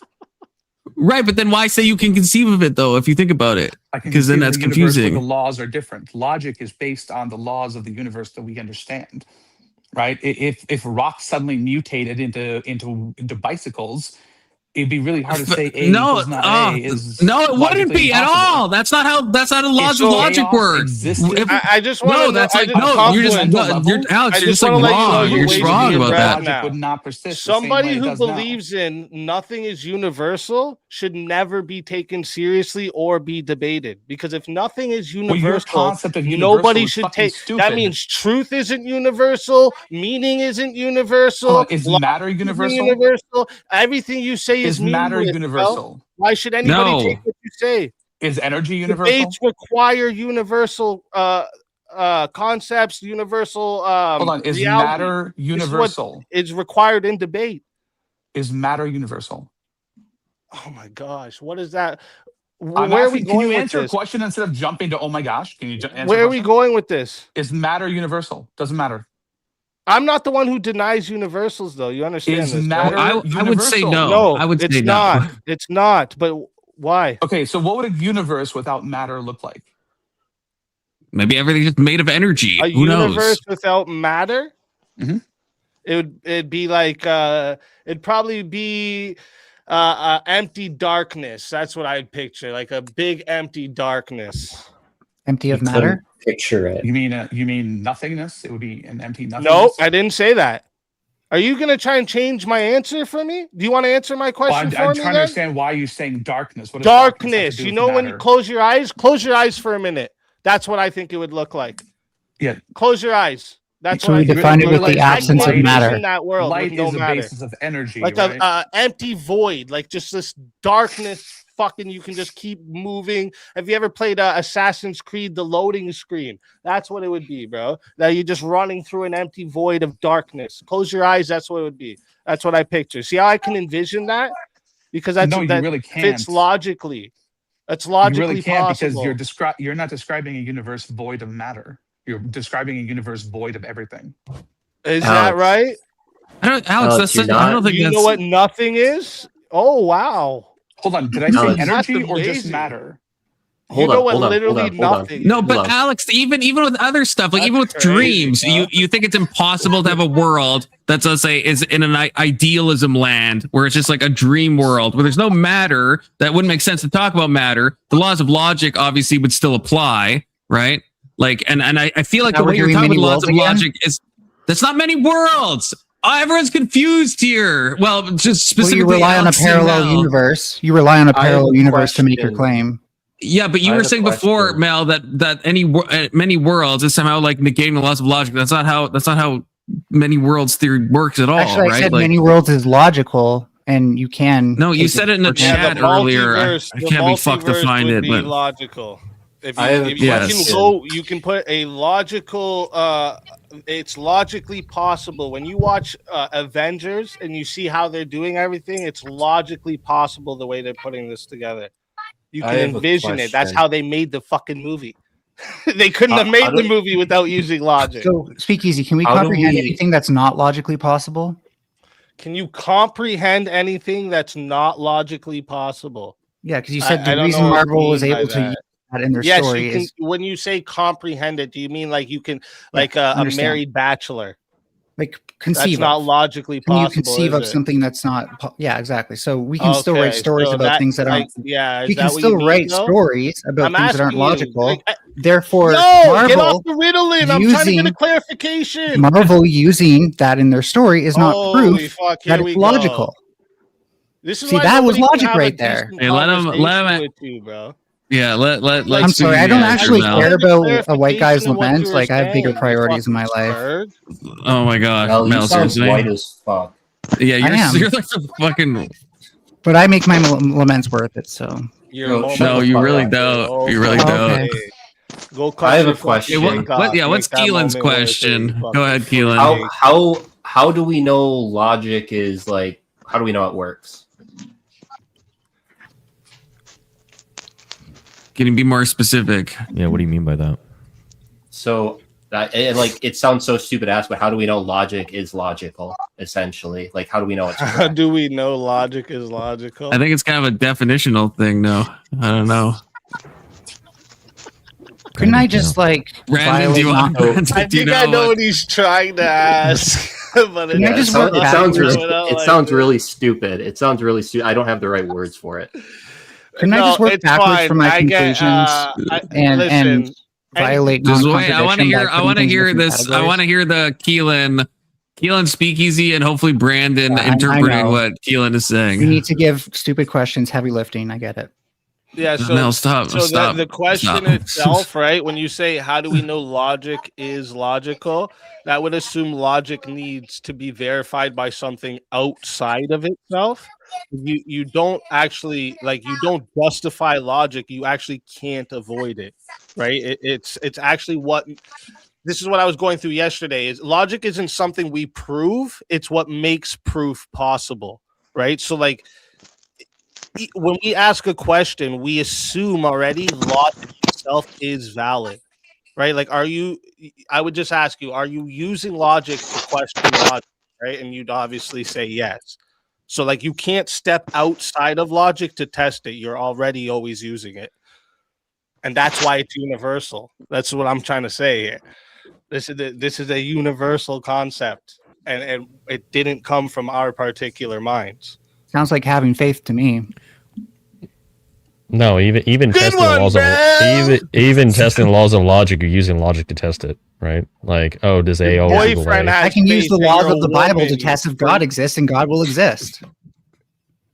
Great obfuscation. Whataboutism. I don't know where you're going with this. Well, no, you can't. I'm pointing out that those two are equivocal, and therefore you need to make a distinction. How would that not be the same as looking at the Bible and saying that's proof God exists? And Searkar is right in the chat right now. There's different logics out there that accept contradictions, and they don't accept the principle of explosion, because if you accept classical logic, like the three classical laws, with that formal system, they accept what's called the principle of explosion, where it's like P, not P, therefore Q. That from a contradiction, anything follows. But there are logicians out there that accept different logics to where you can have P and not P, but still reason and it not entail just any proposition. Yep. I know exactly what you're saying. If a contradiction is true, then anything can be proven true. This is the principle of explosion, right? So, if you allow even one contradiction, like A and not A, then logically you could derive that the sky is green, 2 plus 2 is 5. Well, 2 plus 2 I'm a was hot made dog. of lava. You know, Yeah. like you But can literally everything becomes true. But the whole thing is, if contradictions are Everything allowed, can be true. Wait, sorry. You're talking in that universe. You're saying that everything can be true. Well, no, actually, everything All at the same becomes time. true. That's why this is what I'm going to. This is what I'm going to here. It's like, if a contradiction is true, then anything can be proven true. That means everything becomes true, right? Because that's literally the whole point of it. If contradictions are allowed, I can prove anything. That means truth collapses entirely, right? Well, So that would mean truth is relative. But Brandon And is saying I there are don't systems think of you guys logic believe that that. don't have the explosion thing. So how does that work, Brandon? Right. Yeah, that's what I was going to say. That's speakeasy is essentially right if you accept classical logic. But now I'm not an expert on paired consistent logic. I haven't read a fucking thing about it. But from my understanding, they want to say that they want to reject the principle of explosion, to where if you do have a contradiction, you can still reason, but not necessarily everything follows. Like you don't get the P, not P, therefore Q.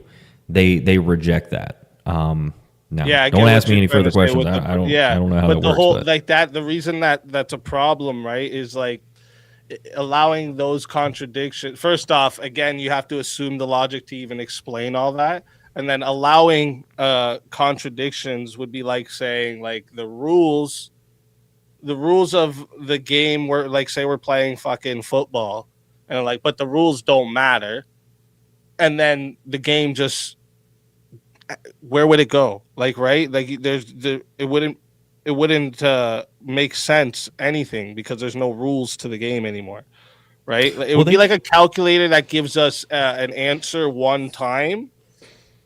You know what I'm trying to say? The answer changes every time you hit enter. Yeah, like, you know what I'm trying to say? That's why, exactly that's why what I was saying chaos. That's the reason yeah. And then, but this is the whole reason contradictions can't be true, because reality itself is structured by rationality.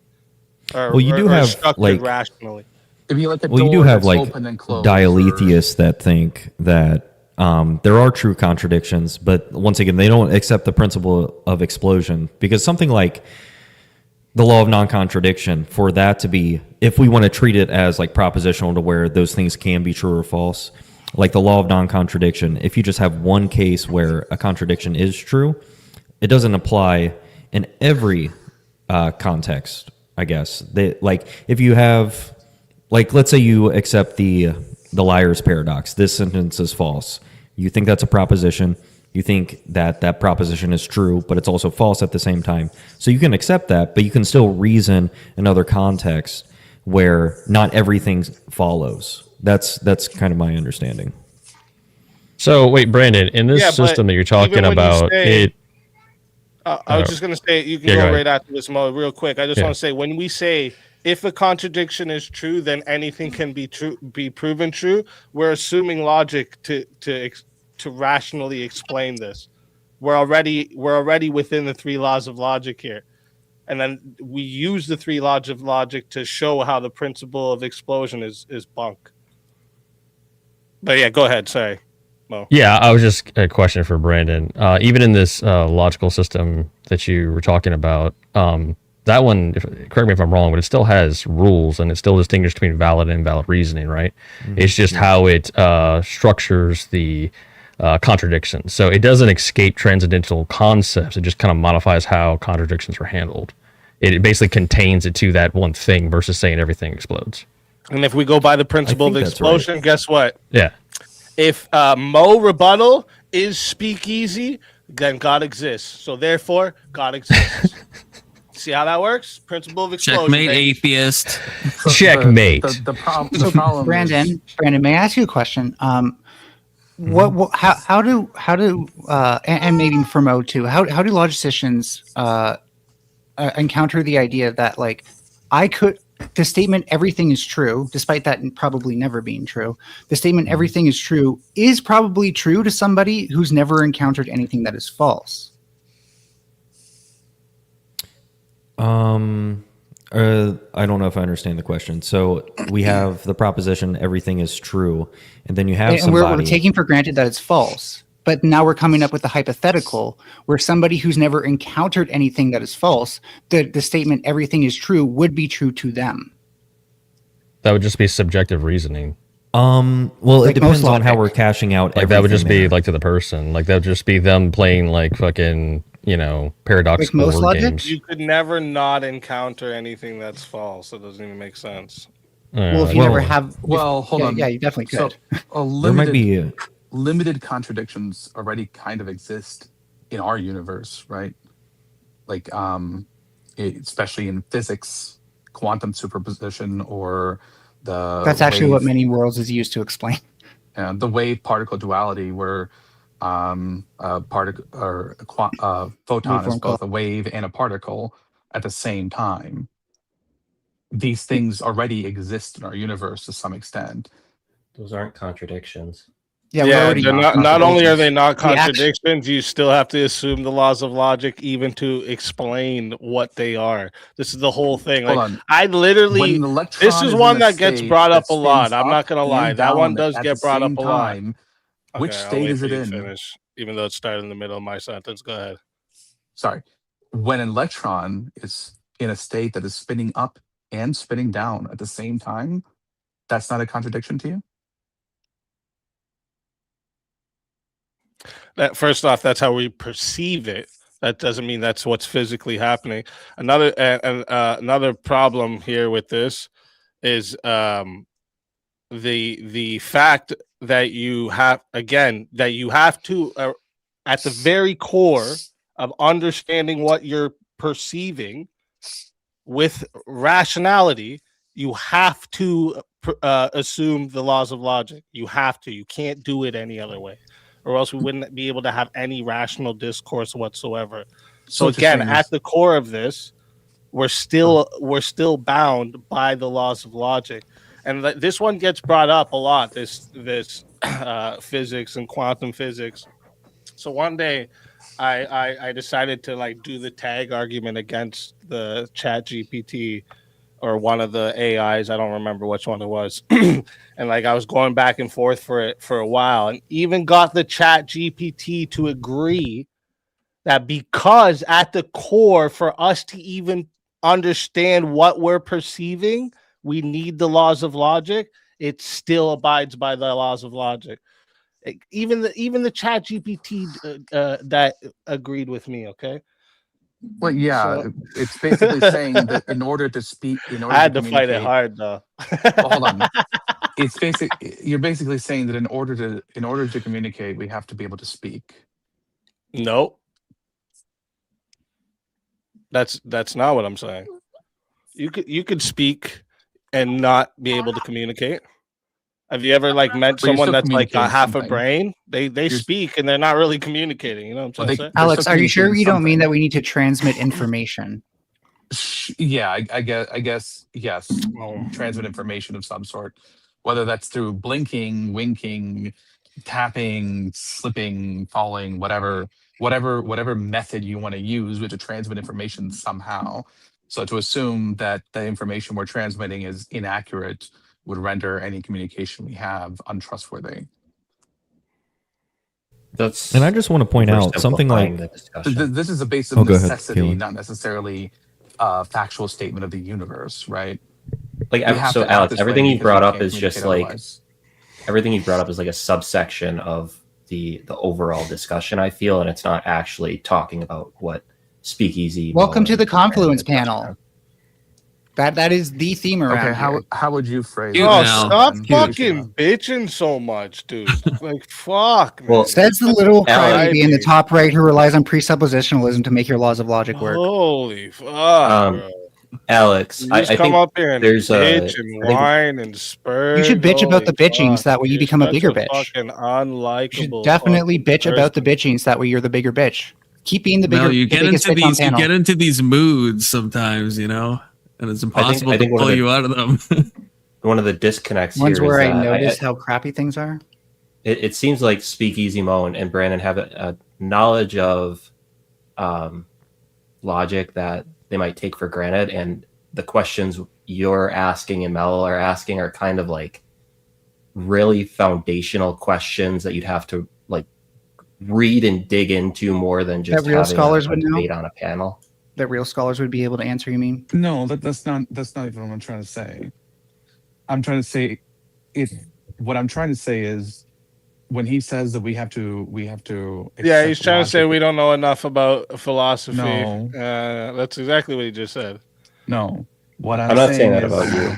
by saying that we have to accept philosophy as a universal truth in your frame of universal, then we I didn't even say that. What do you mean? I didn't say philosophy is universal. Logic. My apologies. Logic. Sorry. Yeah. What other definition of universal would you use? Within the universe we currently exist within. That's what you mean by universal? Yeah. So what word would you use for what I mean? Oh, Jesus. Absolute? Would that be better for you? Yeah, it'd be an absolute thing. And you don't think suppose. laws of logic are absolute? I think that there's a possibility they're not. I think it would be inconceivable to us since we exist within a system where they are, but I mean, and that's not. I know I know. Speak easily, kind of laughing. It sounds like a crazy view, but like half of philosophers do not accept classical logic. It's something like that. Like half of them do not accept either one of the three laws, or they reject explosion, or something like that. Who? Now, if they reject, like, let's say they reject like the law of non-contradiction, they can think that with every proposition that we're talking about, there is only one truth value for that proposition. So this proposition is true, this proposition is false. Like none of these entail a contradiction, and just one proposition does entail a contradiction. Now, in that case, they are rejecting the law of non-contradiction, and that would make the law of non-contradiction false if you take it to be propositional, because it quantifies over all propositions. So I wanted to say that earlier, so I had to get it out now, but does what I'm saying make sense? I feel like I'm jargon maxing right now. I'm trying to... I think I get it. It makes sense. I'm just wondering who. Like Graham Priest. Look up that guy. Who? But Graham Priest. Graham Priest. But Brandon, even in these systems, or PRE, spell it for him. Yeah, that's right. Okay, so even in these systems, though, it's not like logic is just thrown out the window. When you say like, oh, half philosophers don't accept the classical laws, it's like they're still using, I don't know what the word is to say, because they're still being logical. They're still using reason, and so it feels like, yeah, they might. Some guy's gonna disagree with the law of exclude middle, or someone's gonna nuance the thing that you said about law of non-contradiction to prevent the explosion thing from happening. But like, they're not like throwing it out. They're just like they're like quibbling over exactly how it like works out, but they're still using like logic to do that. But I feel like I'm like contradicting myself. I'm not super familiar with, just if I may, Melanie, because I've been letting other people speak. So have I. Okay. And I want to respond to Confluence directly that they don't take those laws of logic for granted, right? They question them, and particularly their ability to still use logic without taking the classical laws for granted shows that you can still do logic without them. No. Okay, but even that, then it's still logic itself is still whatever. They might be defining logic in a different way, whether they're right or wrong, but they're still using logic, right? Like there still is something. Maybe it's deeper. Maybe the three laws of logic are not like the only way to see things. But even if we grant that, they're still using logic, right? Something that is transcendental to even do any of this stuff. Otherwise, their systems wouldn't even make sense, right? Like presumably the people that disagree with the excluded middle thing, they still have a cohesive system that like works still for like formal logic, right? Under their rules. Jump in, because this is. I think you have a misunderstanding there, Brandon. I searched it up, like how many there is too, and like I feel like two. You'd have to go to like Phil Paper survey. In classical Aristotelian I'll just send it to you. logic, what's fundamental are terms, and in modern Frege logic, what's fundamental are propositions. Right? My bad. I was talking while you were talking, bro. My bad. What were you saying? In classic, it depends on the logic you use. Like in classic Aristotelian logic, what's fundamental is the individual term, but in Fregean logic, what's fundamental is the proposition. Right? Confluence? I don't know what fucking Fregean logic is. Never heard that in my life. Fregean. Gottlob Frege. You spelling it doesn't make me know what it is. It sounds like some obscure nonsense. You can look it up. And this is why I was talking about thinking for yourself earlier, because like now what you're doing is, well, these philosophers challenged it, and their challenge suck. Their challenges all fucking sucked. Even those philosophers who question logic still fucking relied on logic. You can't debate without logic. You can't reject non-contradiction completely. You can't function in a contradiction. None of this works. Like, I don't give a fuck about these philosophers. They're retards. They're morons. All of them. Anyone that said that laws of logic can be changed is a moron. So can you imagine I put it in the another private law chat. added? Speakeasy. Can you imagine another law discovered or added? Speakeasy? Nope. You think the 3 laws that we have are it? There's absolutely nothing They else are that the can possibly core of exist. everything, yes. I know we have other laws of logic, but the 3 laws, the 3 classical laws are the core of everything. Yes. So you can They're admit the only though ones that they can't change. you can admit though that like these don't define the universe, right? We have to come up with categories that fit these logic, and then we use logic to verify those categories. No, but the you don't. universe, so the universe also follows these laws of logic. You keep saying we use logic to verify. Logic is how you're even able to verify anything. See, Yeah, the logic would be like category axiomatic. error here. No, we could just use math. Like I know you think you're big brained, but like you know, listen sometimes. Listen sometimes. Forget So about it's logic. Just use you math. don't use logic to prove anything. Logic is how you're able to prove. Do you understand the difference? Yeah, we're evaluating truth value. So again, if something is determined to be true, does that mean it must exist? No, right? What? Are there any am I in a twilight zone? Things that are logically true There's don't one guy named necessarily You're in the exist, midi-world zone, Easy. That's where you're at. right? Is this hard to Is answer? it Hard to weird? answer? Is it hard to say no? That they do not exist? Are you scared or something? So crazy, bro. Does anyone Oh, here I broke know his about brain. topology? It's like you didn't even listen to what I said. You were just letting me finish so you could respond with something totally different. Oh, that's how you make me feel. So I guess the feeling's mutual. Ugh, I don't want to make you feel anything, you fucking weirdo. Yeah, when you call me So- a fucking weirdo, you're clearly trying to make me feel bad about myself. So No, I'm not. way to contradict yourself mid-sentence. You think I give a fuck about how you feel about how I talk? I think you should give a fuck about whether you contradict yourself mid-sentence. You just tried to make it out as if like I have some like Actions goal speak to louder make than you words. feel Philosophy, something, bro. Actions speak louder than So words. productive, as Do per they? usual, Mel. This is my. So This is productive. yeah. This is my law So of logic. productive. This is my 4th law of logic. Actions speak louder than words.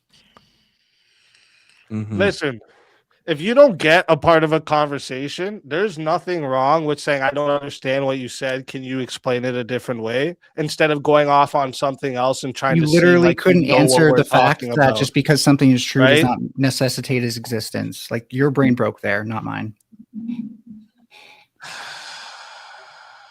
Okay, I want to ask Brandon something to get the attention away from Mel briefly. Okay, Brandon. So this is what I don't Wait, the get. I attention guess. economy we're in. Just shut up for a sec, Mel, please. So what I don't understand is what is the best way to formulate, I guess, what I was saying before, where it's like all these systems of logic, they're still using logic, but then I feel like I'm saying nothing if I say that. But I think you know what I mean when I say that. So what's the way to formulate that? Because there's still like a logical core to the rules of law, even if you're changing them up and having some like switcheroos and stuff, you know? Sure. Yeah. It sounds like because it sounds like you're like an intuitionist about logic, where they don't accept the law of excluded middle. And I just completely lost my train of thought. Repeat your question. Jesus Christ. About that, there's a logical core to all the ways that these logical systems work. And so but to call it logical, then I feel like I'm just like doing a weird tautology It's almost or like something. you feel like you're equivocating or something. Yeah. Well, they the thing is with these different logics is they still accept certain rules like elimination, negation, disjunction. Well, actually, some don't accept disjunction, but the thing is they accept certain rules and they can reason from those rules. And with the different logics, it's just depending on which rules are being used in that formal system. So it's not like it's just like a free for all. Don't you agree, Graham, and that's when it becomes arbitrary though? Because like even I did go look up what's his name? Graham. Well, let me look at it here. Graham. Hey, VG. Priest? Yes, Priest. Where? I just had it open. What the fuck? Oh, Hey, I guys. closed it. Fuck. Anyways. Hey, what's up? The Graham Priest that you were just talking about. I was when you look into it. Oh, here he is. He still doesn't allow all contradictions, right? Only in very specific cases, because so like that's what I mean. It becomes arbitrary with these other laws that people are making up, right? I have when I realized that it's the dialetheism that you were talking about, it started cluing in a little bit more. And who was it said that like logic is? They say he says logic is revisable like science, basically saying like it's something we need to keep looking at. That's what it sounded like he was saying. But let's be honest, right, about philosophy, right? Because a lot of individuals that study philosophy tell me the same thing. They say, look, ABG, it has brought me farther from God because it provides a qualification for a metaphysical significance, right? That is qualified under a specific, like, scientist's view. There is a danger in that. And that danger lies within an explanatory metaphysical element for the meaning of life, or the meaning of X, the meaning of God's gifts. Okay? And if we turn to philosophy, sure, it's interesting. It's actually kind of funny in some circumstances. But it fucks us up because it deters us from our spiritual father. You saying philosophy fucks us up is a philosophical claim, by the way. It is. It is. Is it pulling you further from God as you did that? Yes. You weren't supposed to bite that bullet. Oh, Mo, I'll bite that bullet all day. I don't care. All right, fair enough. Video time? Does that make sense, guys? Like, it's overly complex and it discounts God's reach. Yeah, it almost sounds to me like God isn't logical. Oh, fuck off, Mel. That's rage bait. You guys are getting rage baited. Yeah, but no. Why, if logic is great? Yeah, nobody cares why you're not. Why would you get pushed away from it if you're using it to justify God? When you say philosophy, this is what I mean. Like philosophy is like it's reasoning, examining that assumptions people have, getting to like foundational questions. But like, why would reasoning lead away from the truth? Because it's reasoning in the improper format. So like if you have a spiritual question about like longevity or Christianity, you would turn to your spiritual father. And if you don't, it's just a waste of time. So Spiritual father, that sounds a little bit misogynistic and sexist. So AVG, just a question for you. What would you say for someone who would say that logic and like philosophy reasoning is what led them closer to God? Oh, well, that's great, but you still need a spiritual father to guide you to the path to Christianity and baptism. Right. But Yeah. what if that But, was like, the path that that's led a them to it? thing. Why would the philosophy lead someone? I'm confused of why it would lead someone away from God. It could. There's a potential. It doesn't. It's Well, not anything 100% success rate. A woman could lead me away from God. Should I have not looked for my wife? Like that's.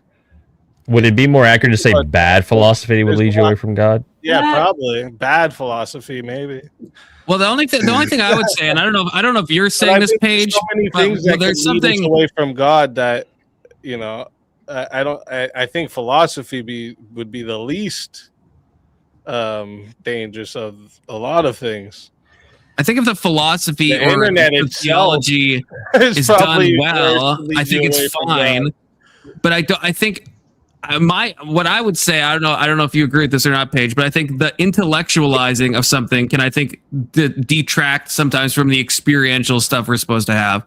Like even like I think studying theology, even if it's like true theology, right? I think it can create like a more intellectual focus as opposed to like an experiential focus. Because I've heard a lot of people say that, and I feel like I've even found that in my own life, where it's like the more you like intellectualize stuff, then you have a tendency to use that as like a bypass for like actually like having an experience. Is that what you do? You're talking about the curiosity molecule, and effectively like whether or not the curiosity molecule applies to one, intelligent research, or two, just general research, right? And if it applies to general research, well, with the current stipulations that we have with respect to AI and online algorithms, it can be very damaging. But if it is intelligent and if it is centered, right, it can be great. So yeah. absolutely. Testy says the magic man done it. Testy's trying to trigger me. Okay. To me, what Paige said made total sense, because when you're raised being taught that like you can only be moral if you believe in God, and then philosophy shows you no, you can be moral just by using your free thinking skills and entertaining different ideas. You don't need God for that morality anymore. You don't need God to be a good person. Like, stop putting words in people's mouth. Either have a like serious engagement with people, or nobody's. Oh, okay, but you can't have one with me, so I don't give a shit. You're a fucking loser. I just tried to. Right back to it. You're a fucking loser. I just tried to. When you first came up here, I was completely. Have you responded to anything I've ever said? Have you responded to anything I've said? Question, and then have you responded to anything I've said? The attention goes off of Mel for like. I would like to engage with speakeasy. A coherent conversation. Have you actually responded to anything I've said? Wouldn't you say, Paige, that like the internet is probably more like something that would lead people away from God than philosophy itself? Yes. What about ism? Searkar, get up The here. unfortunate truth, speakeasy, He's is that not like a going lot to. of people explore philosophy through the internet, and so we are at an impasse. As you were.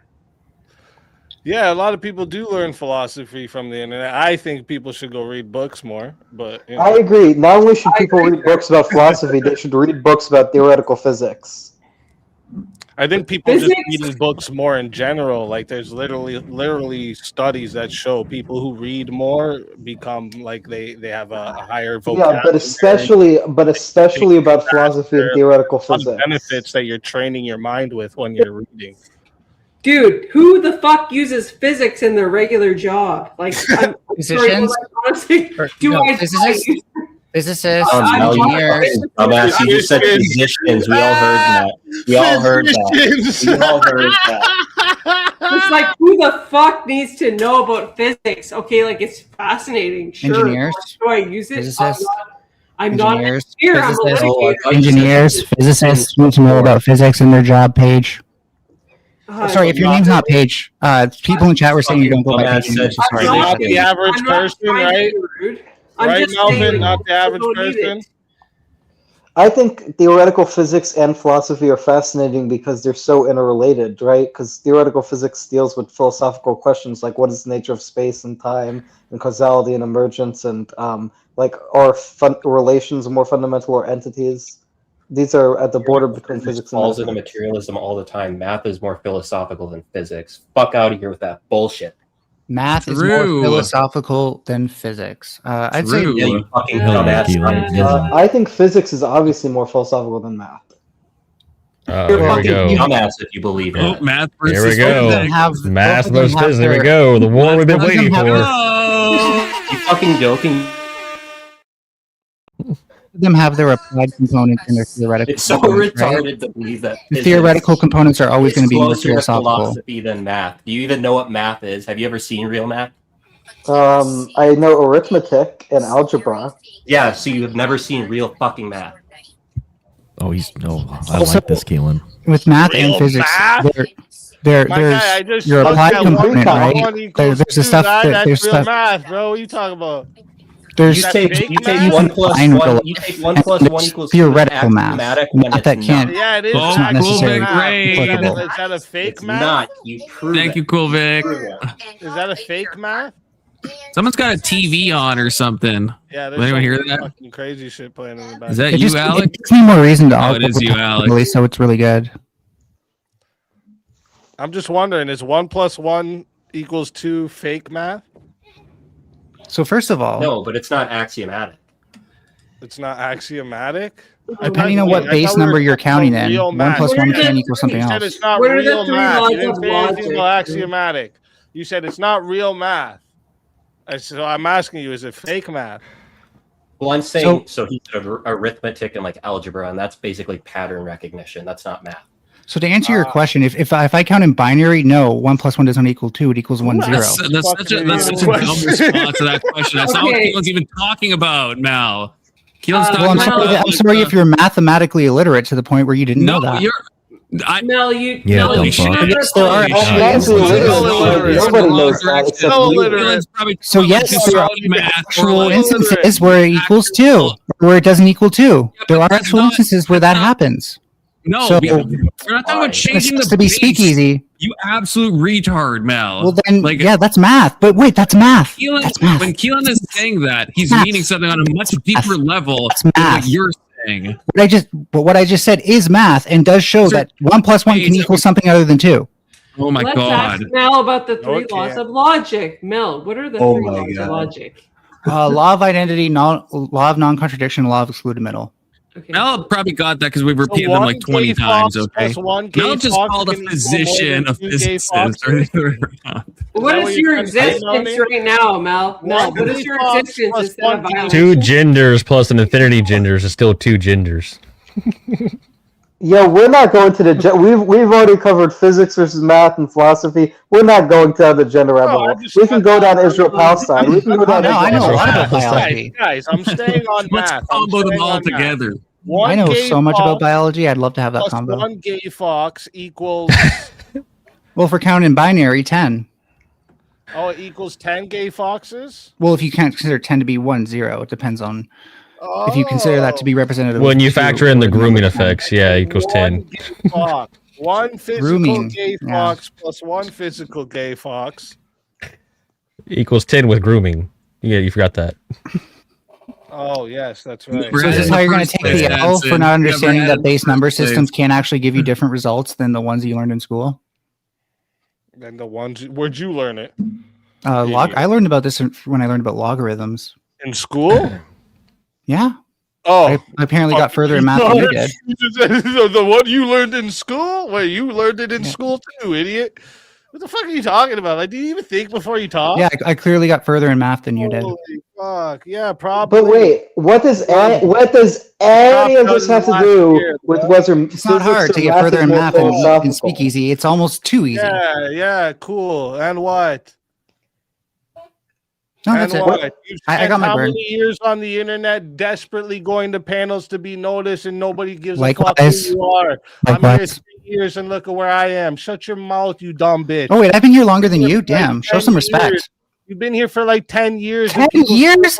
I've been doing this for I didn't even know I've been doing this for 10 years. Confluence, show me some damn respect. I'm an old timer, okay? I'm an internet veteran. Okay? It's time to show some respect around here. Shut up, you fucking pole smoker. I just smoke weed. Wait, by the way, what does any of this have to do with whether physics or math is more philosophical? Any of this video. Yeah, you guys didn't do your war. We thought you were going to bring something more. And you kind of petered out there. So what the fuck? Okay, so the reason that I think physics is more philosophical than math is because it deals with fundamental metaphysical questions like what is space, time, causality, Why? emergence, etc. Can you charge this back for me real quick, Testy? Can you fucking charge? How long are we muted for? Because I'm double. Put my definition on the screen. Hey, who's the math guy? Keelan, do the math for me. How long are we all muted if it costs 2 minutes we're not BC and 1 minute? We're not muted at all. That's 6, so it's less than 4 minutes and more than 3. So Wait, what what? would this be? Because there's 3, 4, 5, 6, 7, 8. God, this You're not. You can't kick Only yourself, a right? normal amount of number. It's $2 to mute me, $1 to mute everyone else. So I count as like 2 people. So 3, 4, 5, 6, 7, 8. So 20 divided by 8 is what? I guess 2.5 minutes. Yeah, 2.5 minutes. Well, you wouldn't divide it by 8 because one person not Just being mute muted. everyone for 5 minutes. Fuck it, man. Just do it. No, because I don't want Kirk talking for 5 minutes. I think it's 2.5. That's what I've come to. Hope my math is right. It's probably right in binary. You You do think what about it. you do what I'm about to do. You mute it. Okay, so all I just wanted to say is that the reason I think physics is more philosophical than math is because basically when you're dealing with metaphysics, you're dealing with questions like what is space, what is time, what is causality, what's more fundamental, relations or standalone entities. And all of these questions are dealt with within theoretical physics. Like, for example, theoretical physicists debate if space-time is background dependent, background independent. People debate A series versus B series time. In Copenhagen interpretation, consciousness causes the wave function collapse, whereas in many worlds, there's different places in Hilbert space where it gets actualized. So basically, at the end of the day, there's so many different ontological questions about the nature of consciousness and reality and space and time and causality and emergence that emerge from theoretical physics that I don't see in mathematics and other sciences. But at the same time, there is philosophical basis of mathematics, like, what is mathematical logic? How do we justify mathematics? Where does mathematical knowledge originate from, etc.? And so in this context, mathematics is very philosophical. I just don't think it's as philosophical as physics, but that's just my 2 cents. I also think that psychology is pretty philosophical, but while psychology is philosophical, I don't think it's as philosophical as physics because while it deals with the nature of subjectivity and consciousness and such, it often relies on empirical methods, which are not sort of the transcendental reasoning that philosophers engage in, but more aggregate empirical reasoning. So I'll sing you a song, and it won't be very long. I forgot how the rest of that song goes, to be honest. I'm just waiting for you guys to be unmuted.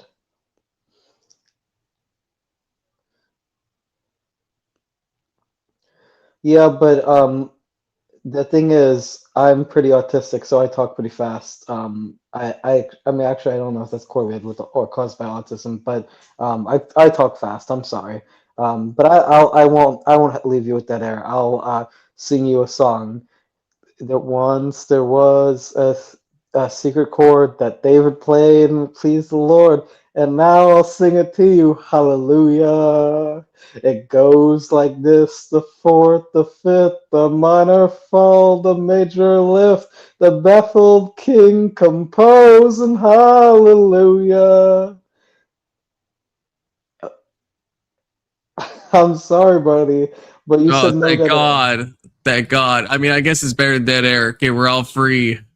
Everyone, free yourselves. He really loved that cover. He was so into it. I've never seen someone rock out that hard. He is rocking out the Hallelujah cover. He's like working on Spotify. We need a clip of that, of him singing that, and then Speaky's just like rocking the fuck out the entire time. This is why I need a clipper. He agrees. This is why I need a clipper. He agrees with me. He's shaking. He's nodding his head yes. You can basically ask Speakeasy anything you want, and he'll just say yes to it automatically, assuming he still has this deafened. If we don't watch the video, I am going to unalive myself and everybody on this panel in Minecraft. I just need to point out here, I was the one accused of not listening and just waiting until it's my turn to talk. Just pointing that out. Oh, is he done? I have a hard out in like 15 minutes, though, unfortunately. So. I guess some of the video. I have a hard in. I guess I'm the one getting better results. I don't gross. like what you. Anyway. I don't like any of what you just said. I don't like any of it. Anyway, back to the video. And by the way, everyone join the Discord. Seeing as I got probably some new people from, Cool Vic. Okay, so that's not the thing I meant to say. Where's Nightbot? No. No, Join don't join Discord. the Discord. It's all about like there's a bunch of like tranny posts in their stuff. It's horrible. It's a hellscape I don't even think there's a single trans person in my whole Discord because Mel's not even in my Discord. Yeah, if you think about it. Okay, I changed my then yes, everyone should join. It's a And It's also, so full of chasers that I left. Also, there should be joining because there's a trivia tomorrow put on by me and Big trivia. Soda. Topic is World War II. So give a little, go to the trivia channel. World and War give a little thumbs II. up Every answer is if you going to be wanna- Yahtzee. Wait, no spoilers. No spoilers, okay?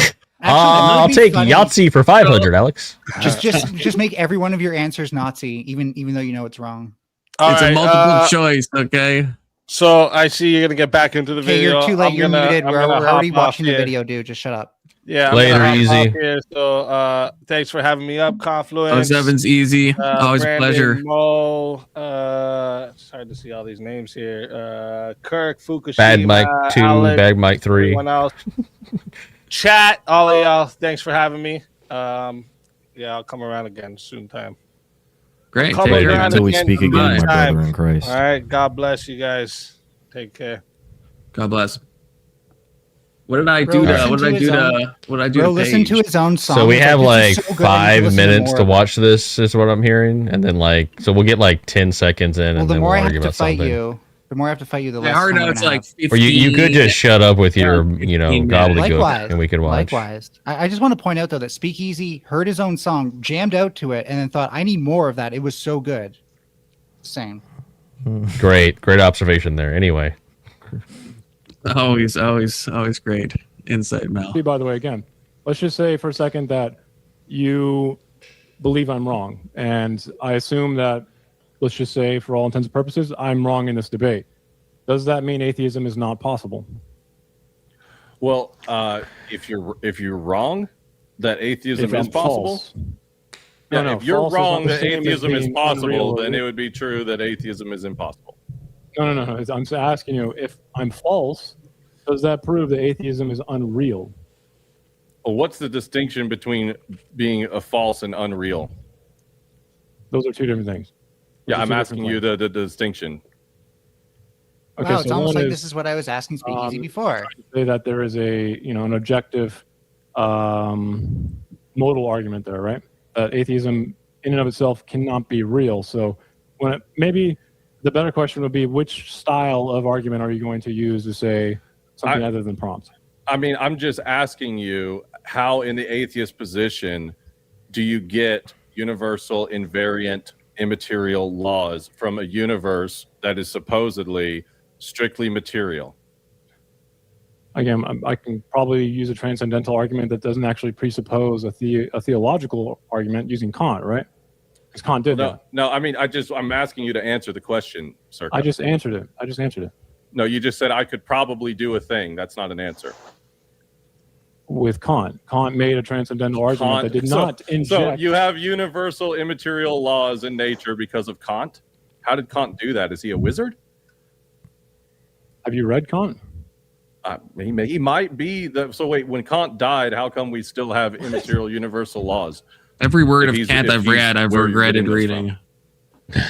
I'm not saying that he's claiming that there's immaterial universal I'm laws. asking. Okay. You agree that there's immaterial universal laws. I actually haven't read any yet. Now I'm intrigued. Now I want to go read. That truth, logic, I've read a lot of Kant. all these transcendental categories are immaterial universal laws. Do you think that logic and truth exist? I'm not really sure if they're immaterial universal laws, right? I mean, you're saying that's a okay. universal claim. Well, now you're One sec, going that's a back on universal- what I asked you in the Yeah, beginning. one sec. So That's a universal claim, correct? yeah. So universal claims are meaningless when we talk about Okay. metaphysical concepts.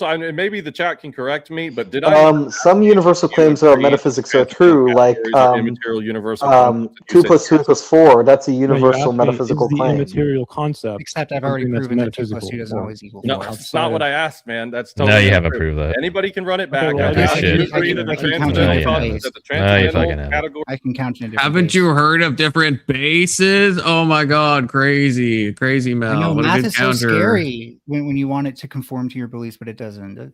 Oh. No, that has nothing to do with 1 + 1 not equal 2. You're just using a different base to express the No, two. it's so Right. it's sad. But it's then the sad. statement 1 + 1 = something other than 2 is also true. No, it's It's like sad as like those you're not donation commercials where it's all black and white. In the arms of an angel. So 1 + 1 = 1 0. I don't even feel mad anymore. I just feel For $1 a day, you can take care of Mel's retardation. So 1 + 1 = 1 0. Is that a false statement? Well, if 1 + 1 = B and B = 2, is that a false statement? Not in base 2. Or in base 2. Obviously, the symbols have to be defined, right, Mel? Like, obviously, like there's like math symbols.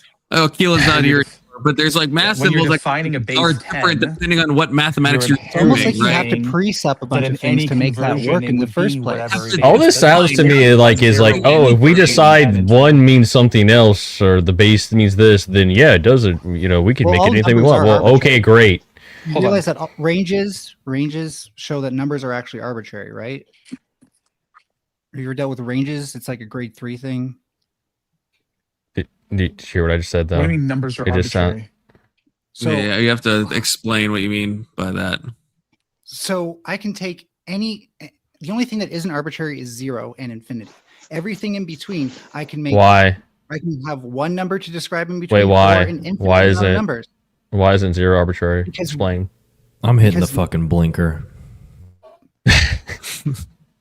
Wait, what does that mean? Because you Is he gonna? I don't know if Is that code for I'm gonna go throw myself out the window because I can't stand this? I can't stand this conversation. What we define 0 as, okay. what we define 0 as is arbitrary. I But the can't listen idea to this of nothing anymore. Oh, is so not 0 can be arbitrary. The idea of nothing, aka 0, is not arbitrary. Neither is infinity. Oh, I thought you said it can be. Facts for rage. The idea of 2 is not arbitrary either. Yes, it is. No, it's not.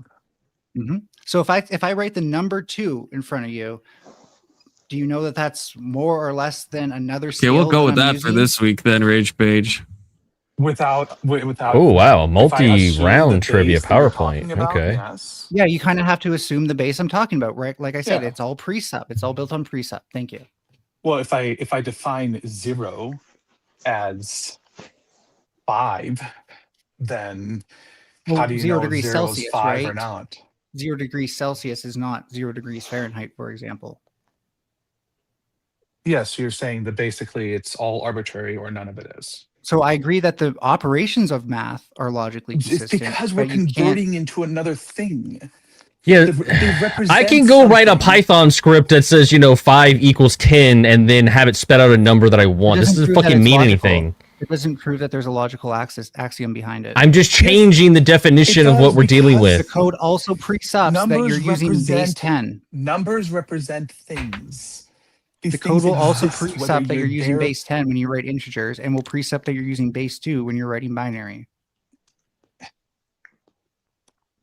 That doesn't matter. It doesn't matter what your presuppositioning.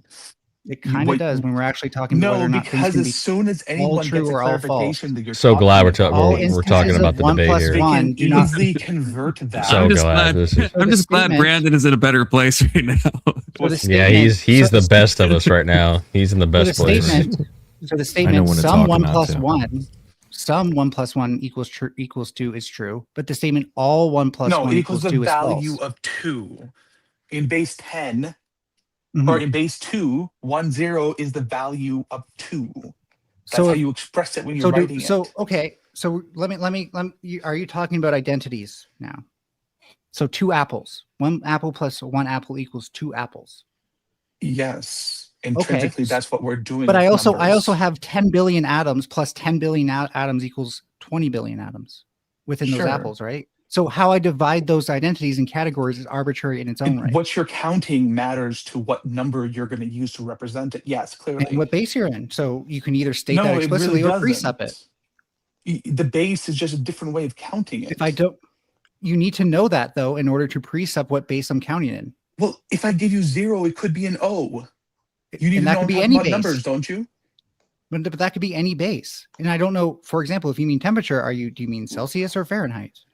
Yeah, so you're saying that at some point we have to explain what the fuck we're talking about if we can't assume what we're talking about. And my point was 1 + 1 = 2 only if you precept base 10. What does that to do with anything? That doesn't make any I difference. have a question for Confluence, if that's okay. Confluence. Please, yes, anything. Why do you host these panels? I love them, but why do you host them? He likes self-mutilation. I like, a bit of it's probably self-harm. A lot of it's the dopamine. A lot of it is just building a community because I love you guys. A lot of it's also trying to make money and, do this as like a thing because I love doing it, So it's kind of a confluence of all the things I just mentioned. Just like how my feelings towards you are a confluence of love and hate. I'll read what you wrote if you send me money. Okay. I send you the money first. No, I'll read it. No, I'll read it ahead of time. Okay. Alex, he's totally milking you for being a cash cow now.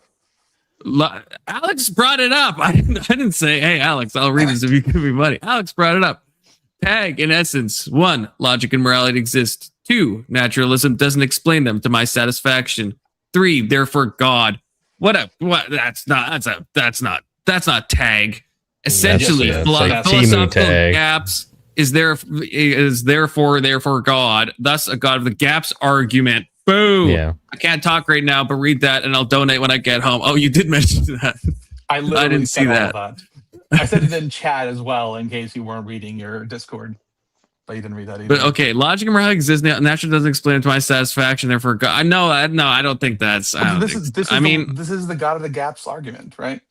We don't know how this works. Yeah, what you stated was God of the gaps. That's not tag.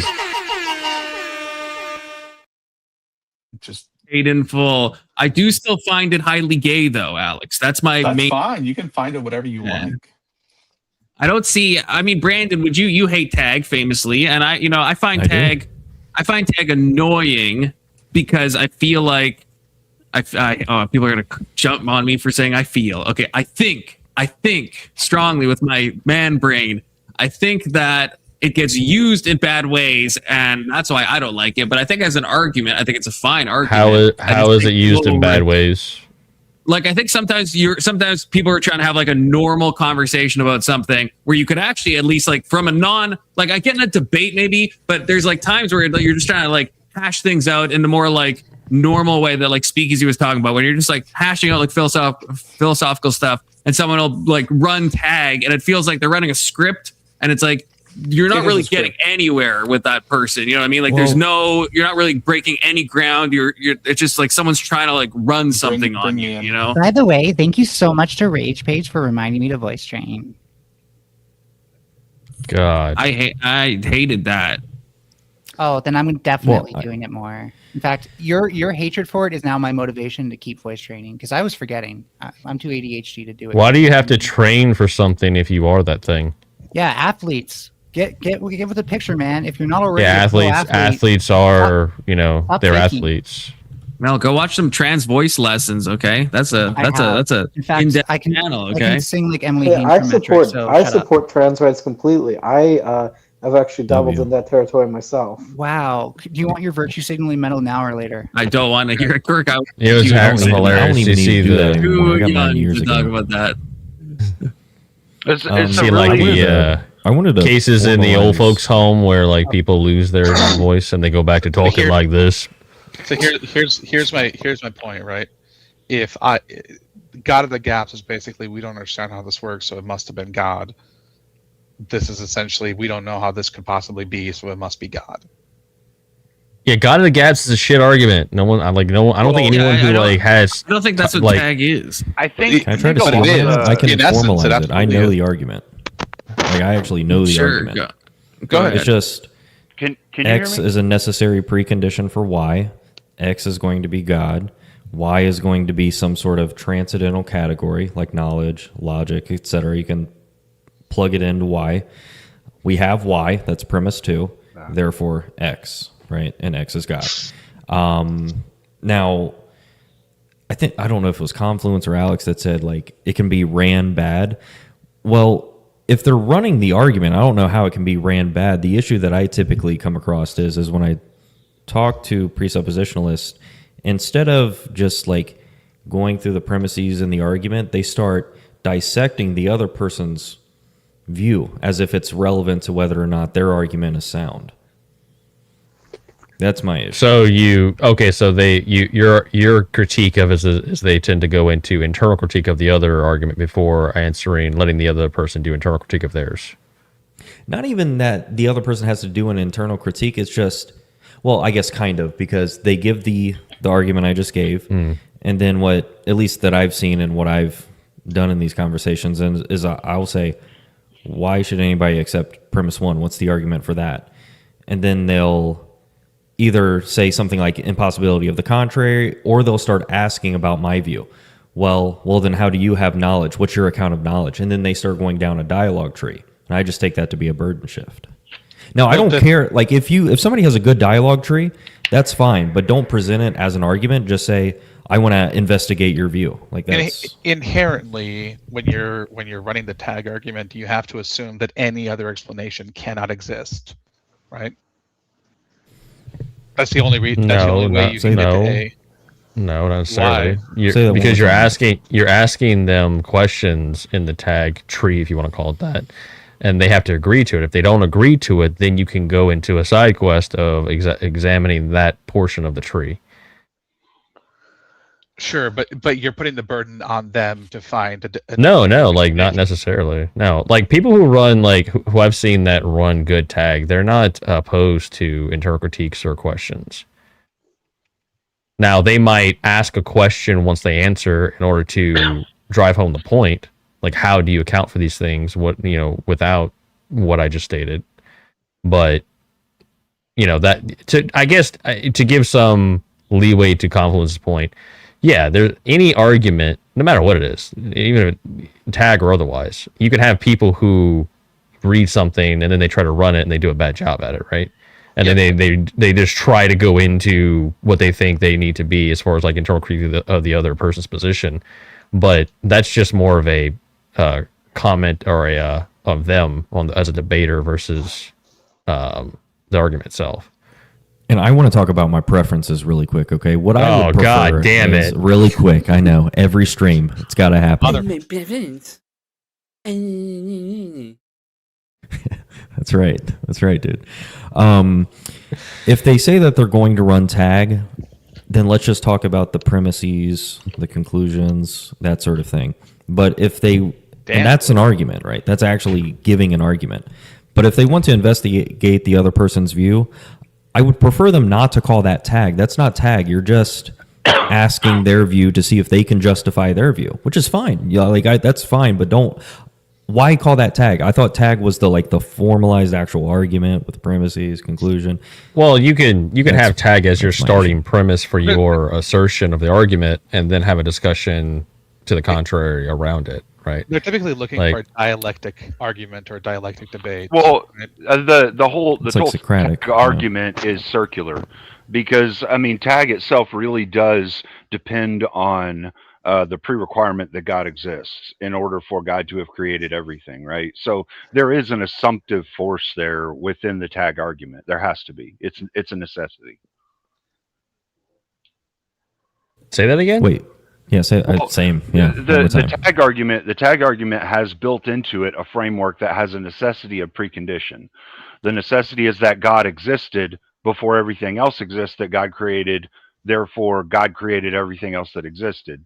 It's not saying that because of this, but it is in a circular rhythm, because it continues going back to the fact that you have to pre-check for God first in order for you to have anything else afterwards.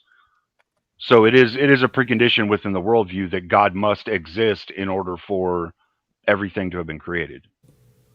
Well, no, that's it starts with it doesn't like presuppose God necessarily start. It starts with defining that transcendental universal concepts exist, and then it goes from there. I get what you mean, sure. Yeah, so it's not ending there. Well, no, it's not ending there. It's saying foundationally that God is the beginning point. So it's presupposing something that we would say a presupposition would be something that's an ideal that we can't necessarily see in nature, right? For sure, things like that. We add to something to presuppose to give it some context. To whatever, right? I'll give you this. It's my understanding. It presupposes God's existence, because when you go down transcendental universal concepts, anything to the contrary wouldn't make logical sense. Well, and this is where I have kind of an argument with a lot of people who debate against religion, and to be fair, even people who debate for religion, right? Like this conceptual understanding of God, all right? Can a two-dimensional creature teach another two-dimensional creature what a three-dimensional creature is capable of? No, because they don't have the language to understand it and comprehend it. Well, they can teach. It. No, So they can here, teach. Yeah, they can teach what has been revealed to them as they understand it. Now, not the entire that's true. essence. That's true. But you understand what I'm saying? Like, they can't actually understand what it is to be three-dimensional. They can only try and put it in language that other two-dimensional beings will understand. You see what I'm saying? We have this problem with our language. It's not a whole understanding, no. But that I don't know any Christian that would say that they have a whole understanding of God. So I don't know. I gotta interrupt for a second. Unfortunately, and I know Claire just got here, and Brand's gonna kill me because we didn't really watch much of the video since he got here. But Confluence does have a hard out, so we're gonna have to move to final thoughts. Remember, I'm gonna raise you guys over to Speakeasy. So final thoughts from anyone? I really want to continue the conversation because I'm enjoying listening to you guys. Yeah, my final thoughts are reading books is important, studying philosophy is important, and be a smart person. Based. Anyone else? And tomorrow, remember, is trivia, okay? And we will, before trivia, we will be watching more of the video, okay? I promise, Brandon. So if you end up, being around. Absolutely. Yeah. I could really go for a Taco Bell. My closing statement is: I wish we could watch more debate and discuss it, but that's it. I'd like to continue the conversation. Yeah. That would be my closing statement. Yeah. Well, I want to do both of those things. Yeah. Okay. God bless you guys. See you tomorrow. Debate or not debate? No, Rage page. I ain't coming back here. I ain't coming back here. This is bullshit. I'm never coming back. Bye. God See you bless later, you guys. God bless you. Not even a closing statement for me.